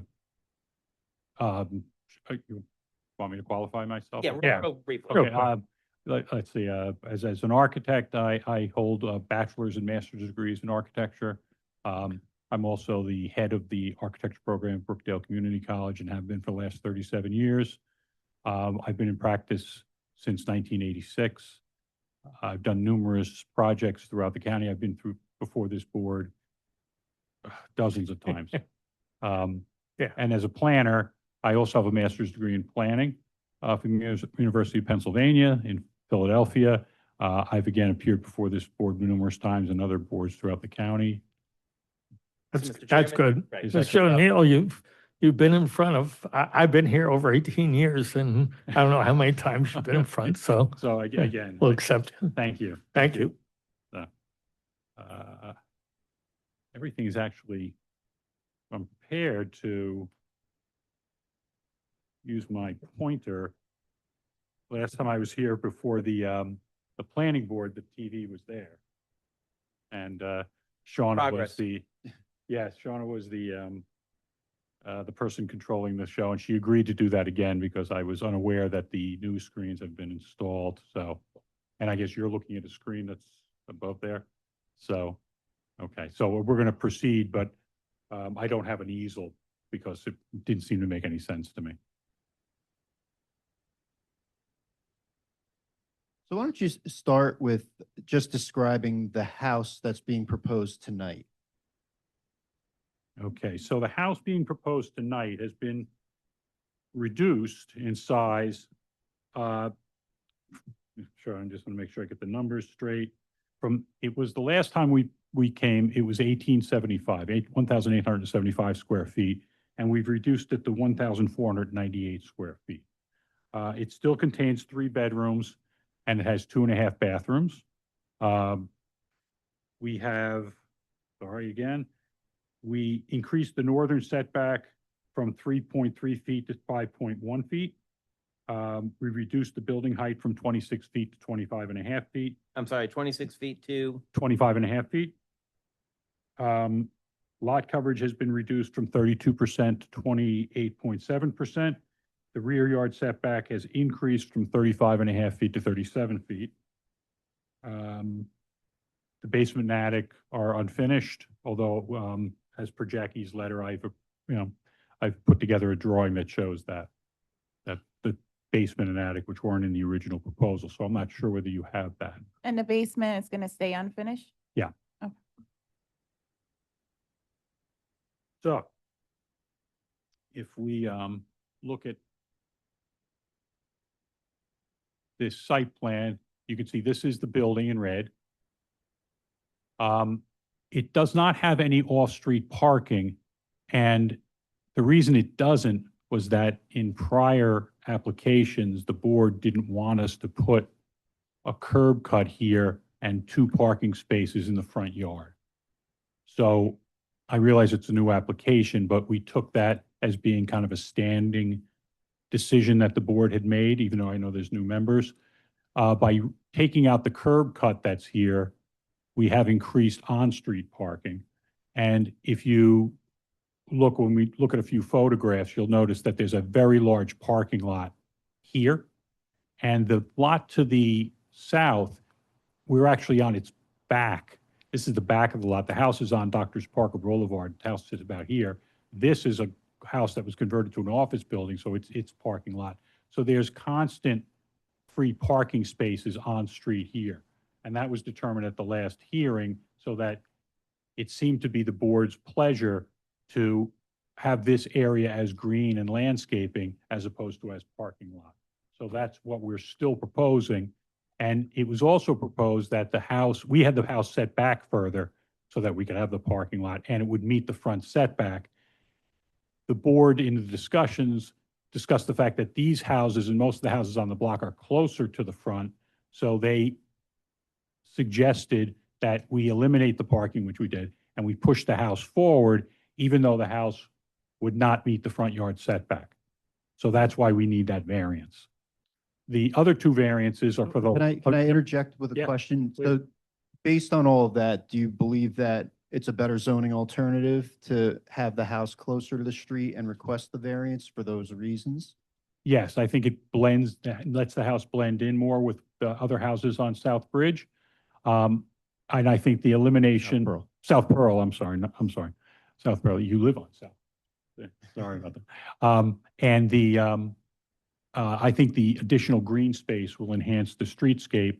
And because of the unique location of the lot, I think that the on-street parking spaces, which are always there, will satisfy the needs of the single-family home. And it's too narrow a lot to have a driveway go through to the back. That's just not going to happen.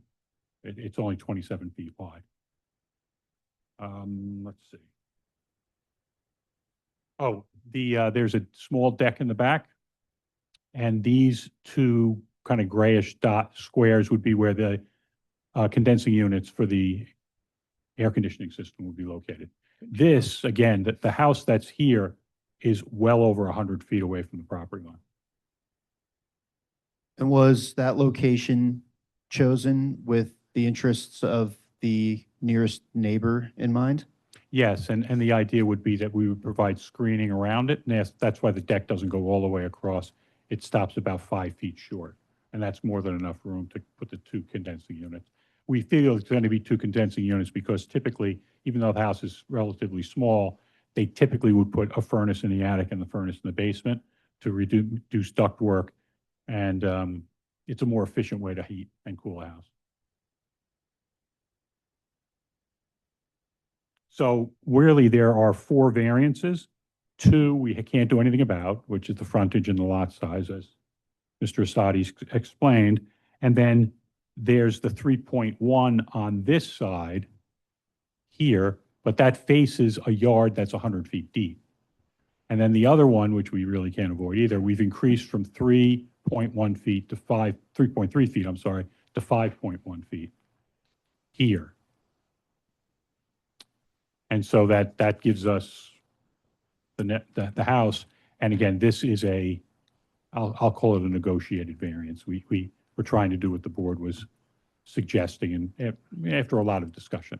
So the only one really are the sides. Now I slip into my planning hat quickly. If we were to do a house that met the side yard setbacks, the buildable area would be 7 feet wide, which means you can't build on it. And that's where the discussion that Mr. Kennedy just had about reverse condemnation comes in, because you're restricting the use of the lot because nothing can be built there. That's basically that argument. If I go to the, we go to the next page, Shauna, please. These are the floor plans. So you can see that this is the first floor. South Pearl is here. We come up, we have a recessed entrance. So rather than having something overhang, which increased also lot area, we recessed it in. And now it's done working. Nice.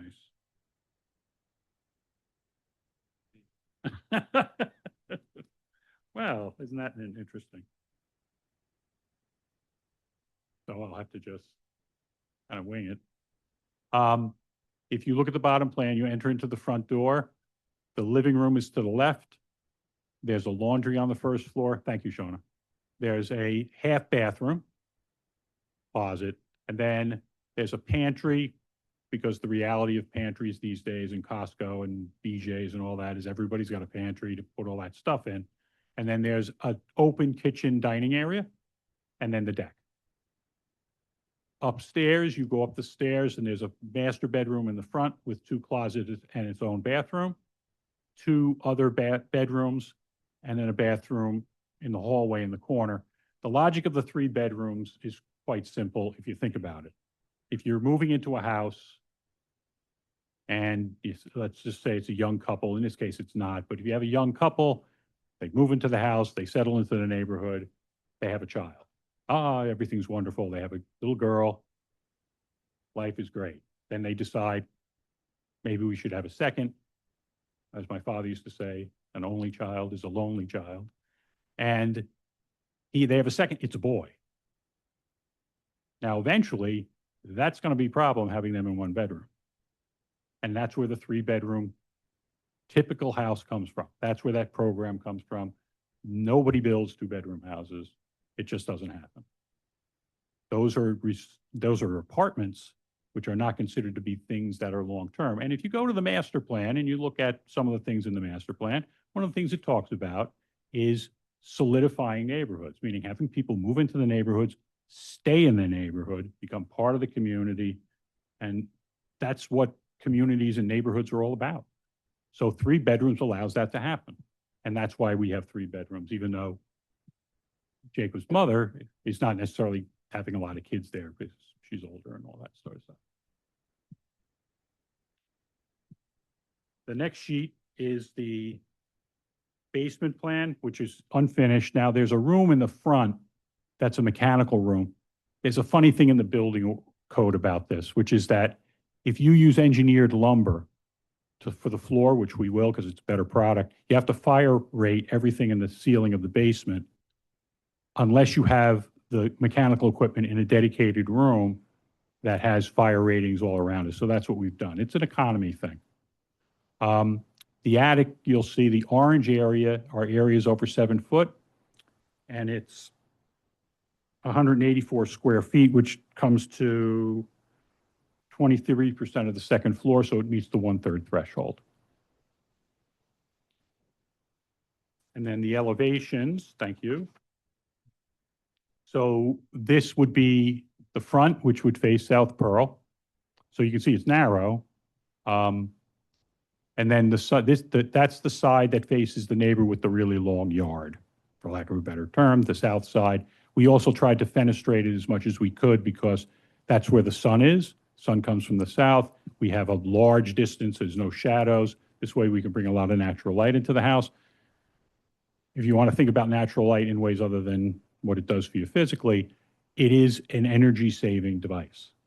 Because if the light comes in, you don't use the electricity as much. And if you provide the windows in the winter, like we have it, the house will warm.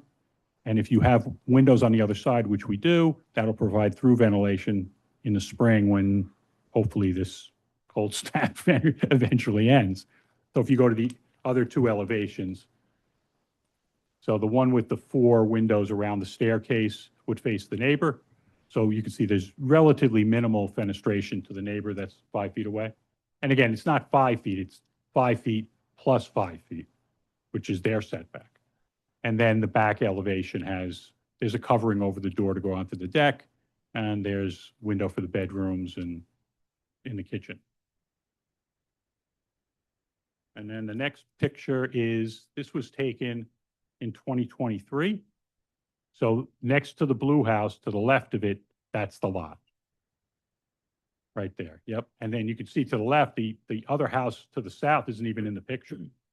And now I'm standing in the big parking lot taking the picture. The lots to the north, those 2 lots are really the same size as our lot. So we have an undersized lot, but at some point, somebody created 3 of them and built 3 houses. The house on our lot is long gone. And then the next photo is just the site plan, which you can see there we are. And you can see this distance to the south, which is the left of the size of the yard. And I think the next one, that's just a photograph showing a little more of the yard. And then if you go to these are maps. So our property is the one in red. The green properties are the ones that have frontage even less than ours. So it's not the only one. The yellow properties are non-single family uses. So they are multifamily uses. So as single families, you can see most of them don't comply. The next photo has to do with lot frontage. And nobody meets the lot frontage. That's just not the way it was done at that time. And then the last one has to do with area. So this has to do with setbacks. Everything in yellow has a setback variance. Side. Again, they all do. So we would not be out of character as an approved building within the neighborhood. We would be in character. And again, we've reduced it down to 1498 square feet. I know in other towns, not that that has anything to do here, they've attempted to create maximum size standards, and one of them would be Fairhaven. And they say, well, if you have a 4-bedroom house, the max is 2,100 square feet. So a 300 square foot house at 1,500 is tight. Workable, but tight. Okay. I don't know whether you want to ask me anything else. I think you covered everything. I don't have any other questions. Okay, any questions from the board for Mr. O'Neill? Any questions from the public for Mr. O'Neill? I don't see any, so. The ghost of planning board's past. Thank you. You want to, any other additional things you want to say before we look to take a vote? Well, I only planned to talk about the issues that we talked about in the beginning. If the board has any questions about that for me, I could field those questions. Otherwise, I'll follow my predecessor and not bore you with Can I just superfluous ask one talk. question? Just, at the last time, was there some, and again, not that it means anything, but was there some testimony about Pat Mena's client and you were gonna take the stairs off of her property or? Yeah, and was this exhibit marked that you testified off of? Or is this part of what was originally submitted? No, that's what I submitted. Okay, it's a new exhibit. Let's mark. Yes, new to this, right. All right, So we're up to A8, correct? A8, and what is A8? We'll call it a testimony packet prepared by Ed O'Neill.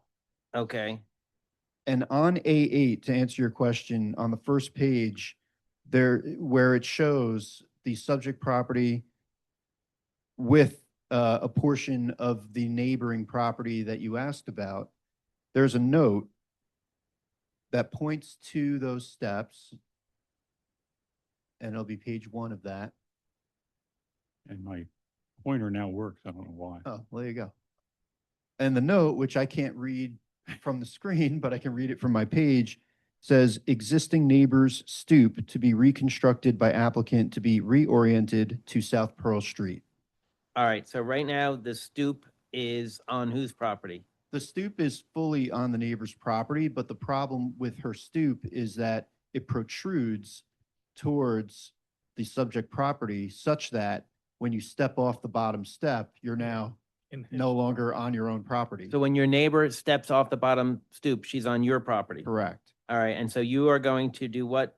So in a agreement with the neighbor, the applicant has agreed to reconstruct and reorient the steps on her, that serve her house, so that a person would be walking straight up from South Pearl Street up those steps rather than having to go around. And so when the neighbor gets off her stairs, she will be on her property? Correct, and And- facing South Pearl Street. And what's that other property address?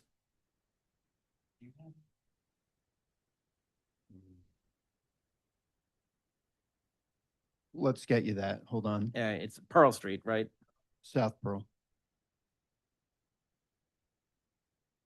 Or you could say the neighbor adjacent to the north. It'd be a lot. All right, and so you're if this application were approved, that's one of your conditions, correct? Correct. Yeah, Actually, block 76, lot you know, 2.01. I can Block look at my, 76, I lot can look at my 2.01. letters. Got it. Right. Her name is, So did we need to address the arrest? her name is Yeah, Anna George, Anna George. and the Okay. address is 232 South Pearl.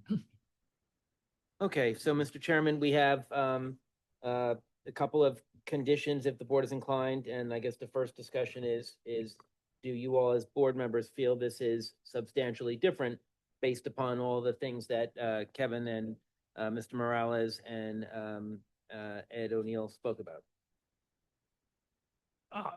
I'll speak first. Yes, I think, they made it substantial from the original 2,100 down to the 1,800 square feet, down to under 1,500. I think it's basically, I think, what we even recommended when we denied this, that if they came back with something that was smaller, that substantially smaller, that, we would look to approve it. So So I based think it upon is. that, there, depending on what everyone else feels, there could be a motion to find that this application that we just discussed tonight is substantially different from the application which was denied in April of 2025. You want to make that my motion? personal, somebody else Yeah, wants to speak up. Yeah, it is.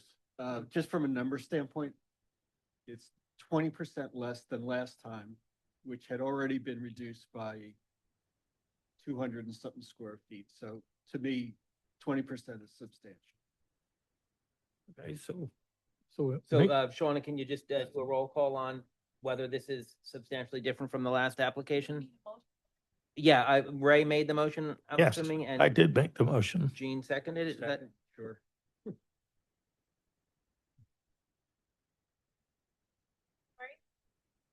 Yes, on the motion. Ray Mass. Yes. Greg Fitzgerald, Yes. Jonathan Gilday, Yes. Anna Cruz, Paul Cagnon, and Eugene Horowitz. Yes.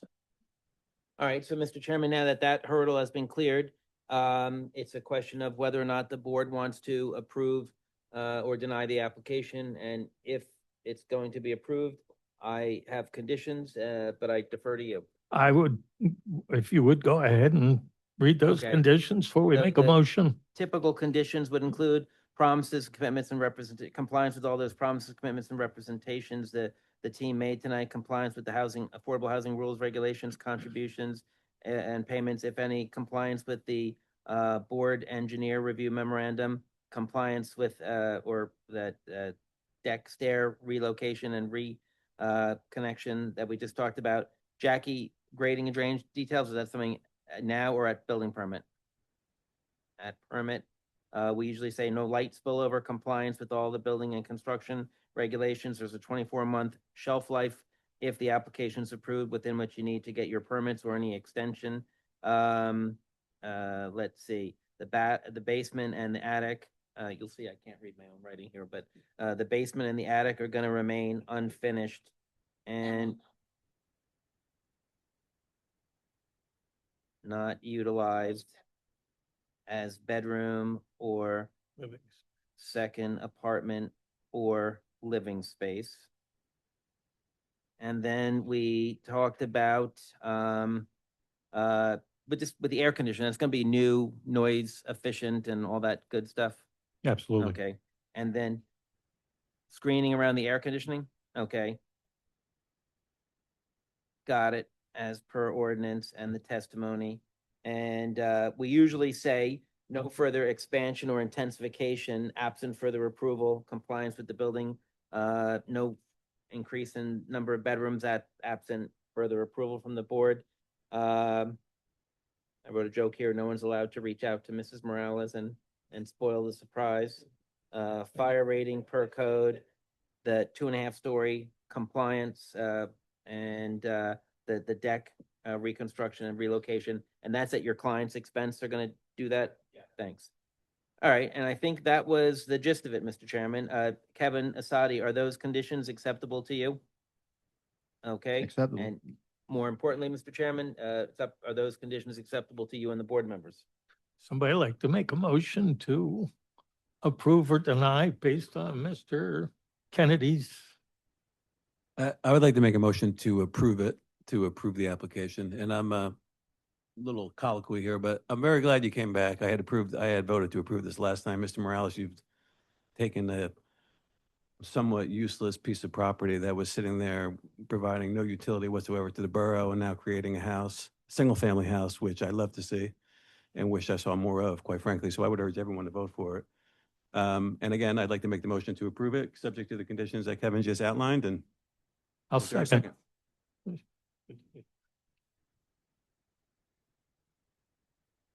Ann Torrey, Yes. Ray How Mass. you got this stuff? Ray Mass. Yes. Greg Fitzgerald, Yeah. Jonathan Gilday, Yes. Anna Cruz, Paul Cagnon, yes. and Eugene Horowitz.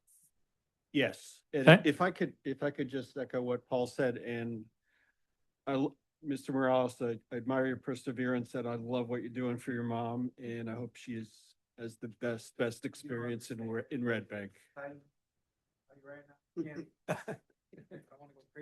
We put you through a lot.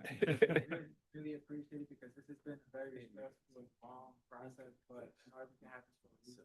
I just believe that's for everything happened for a reason, and I learned a lot. Yeah. So hopefully one of these days you guys can try my mom's food, Puerto Rican food, and then bring it to the next meeting. Yeah, this hasn't been easy for us either. These are real tough decisions to make, and, we're trying to do the best thing we can for the town of Red Bank and for the residents. So good luck. Thank you for coming back. Thank you. Yes, the food is a condition of the approval. Okay, motion to adjourn. Sorry, we have to do the litigation discussion, if we could, just very briefly. Mr. Chairman, we have discussed extensively in the executive session over the last several months about the potential settlement agreement for Whispering Woods with the Outfront Media billboard application. You all have a resolution, and that if you adopt this resolution, it'll be a resolution conditionally authorizing settlement of the Outfront Media versus Zoning Board of Adjustment Red Bank litigation case. And it would be subject to some of the discussions that we talked earlier, and again, subject to with or without the requirement of the 4 new board members. I'm going to try to say that that's not a requirement, and subject to, the testimony being sufficient at the Whispering Woods hearing, and to address all these new technological concerns that we have. But that would be, if that's acceptable to the board, I will report this to the judge tomorrow during the case management conference. But if it's the pleasure of the board, we could have a resolution to authorize the execution of this settlement agreement, or the alternative, not execute the settlement agreement. The one thing is, can't we just tell them, no, we're not going to require people to listen to 12 hours of tapes? I will argue that, and I do think we can prevail, and I think also if the judge can sign a consent order legitimizing it, because I just think it's just such a different application. So, absolutely. So if there's, everyone can discuss it, but as we talked about, only the first 7 board members will actually vote. Kevin, I had a question, maybe you can clarify it, and it was something that one of the new board members had brought up with regard to this data collection and things like that. So we're not going to hear about that, though, until the application for the new sign comes up, right? And then we do still have the right to reject that, right? Yeah, and I will do additional research. I don't know, and certainly the new board members have some information, anything that you have. I don't know if that technological issue in and of itself even exists, or if it's been the subject of litigation, and I'm assuming it has not if it's that new. Yes, this is future potential capability for the most part. Right now, the capabilities that I talked about don't really exist. They're not selling it, but they're Clearly it's gonna digital, happen. it's electronic, Right. right? So that's all they need to be able to have that capability later for Right. data monitoring, video, all of that. Excellent, and thank you for your expertise. I will definitely do some additional research. What I'm thinking is that there probably hasn't been that litigation case that I'm going to find, but if it does exist, we'll find it, and I guess we'll learn more about it. It's a very good question, and it's stuff that no one really, I'm assuming, not a whole lot of people know about. At least, exactly. You're in the field. I work in tech. That's the only reason. So yeah, that's why I appreciate that you're giving us that information. And I know Mr. Gilday also wants a lot more information about the targeting and what they have. So again, all that's up for grabs to get more information on. I had one question on the watching of the 12 hours. Yep. They would prefer us to do that because they think if we watch it, we will be more likely for settlement.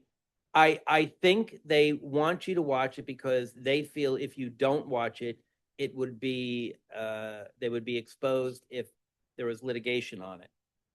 I don't feel that way, and I will check that out. But like I said, I just think because there are so many different factors that I don't think it's relevant, and I think it might be a big ask because there's so many different things. But again, if that has to be, it's not the end of the world. But I don't think it's, and again, nothing would prevent you all from doing it. But I don't think we should.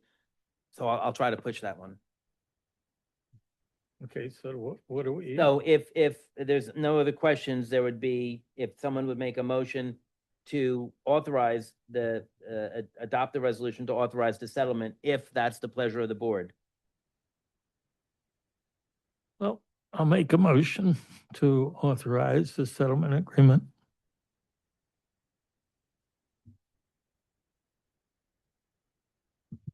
Ann Torrey, Yes.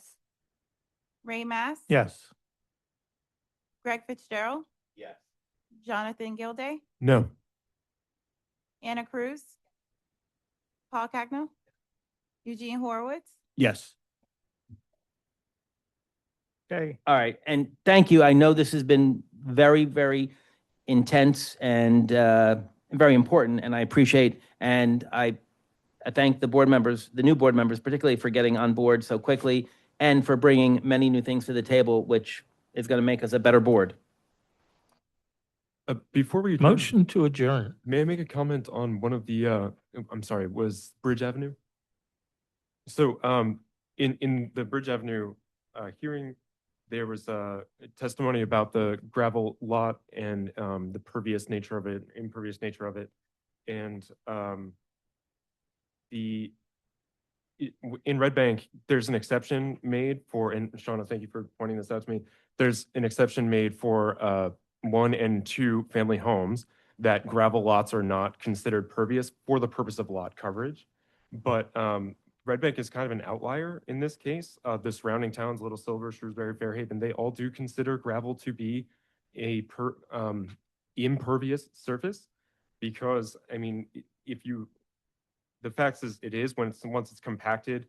I was learning a bit about how we measure pervious surfaces not when I was looking into this, and asphalt has a measurement of 98 on a T55 curve, and compacted gravel has a 96 to 98. So they're almost the same as pavement. And of course, this, for that testimony, the coverage was not relevant because, as I said, there's an exception. But I understand that annually the board recommends ordinance changes to the governing body. And so I just wanted to note that we should consider being more in line with the towns around us and how we consider gravel lots, and that they should be considered impervious. Perfect.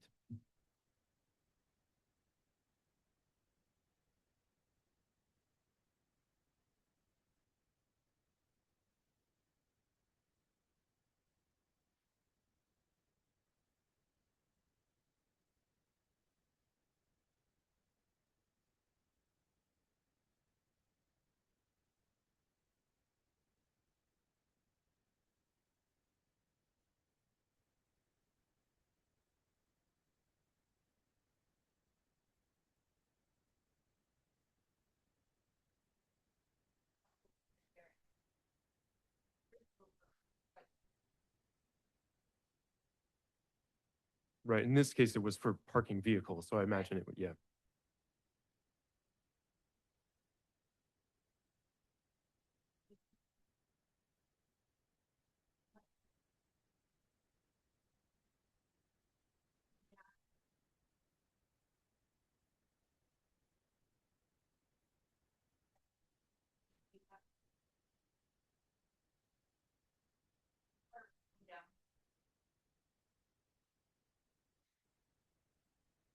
It'll all end up at the bottom of the, at the bottom of the lot. Yes, this application was close on lot coverage though. And so from that perspective, like if it was considered a impervious surface, I think there might have been another variance needed for lot coverage.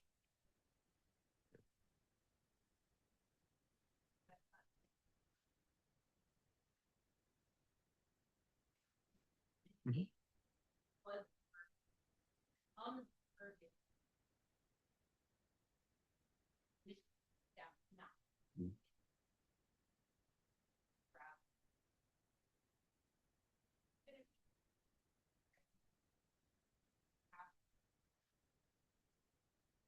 It's all can flow down. After it, it'll all flow where. But to your point, we are going to have at some point an annual review, which different towns do it differently. Sometimes we say, hey, we had, 25 applications, or we met X number of times, and we can at that time, and actually our relationship with the Borough Council is wonderful. So we can do anytime, we can say, hey, Borough Council, should you consider this or should you examine this? And the other good thing about this, we don't have to have the answer, we can sort of say, hey, this is something that we think, is this something that you all think should be considered good, better, and different? Other towns do it, and we don't have to give all the whys. We can just say, do you want to think about it? Now, whether or not they do that or not, but that's, we'll put that on the list. I mean, Okay. unless the chairman and the board feel otherwise, I mean, we need things topics to discuss. And we should also put on the future billboard regulations about, you know, what the future holds, and does that need to be addressed, you know? I agree. So.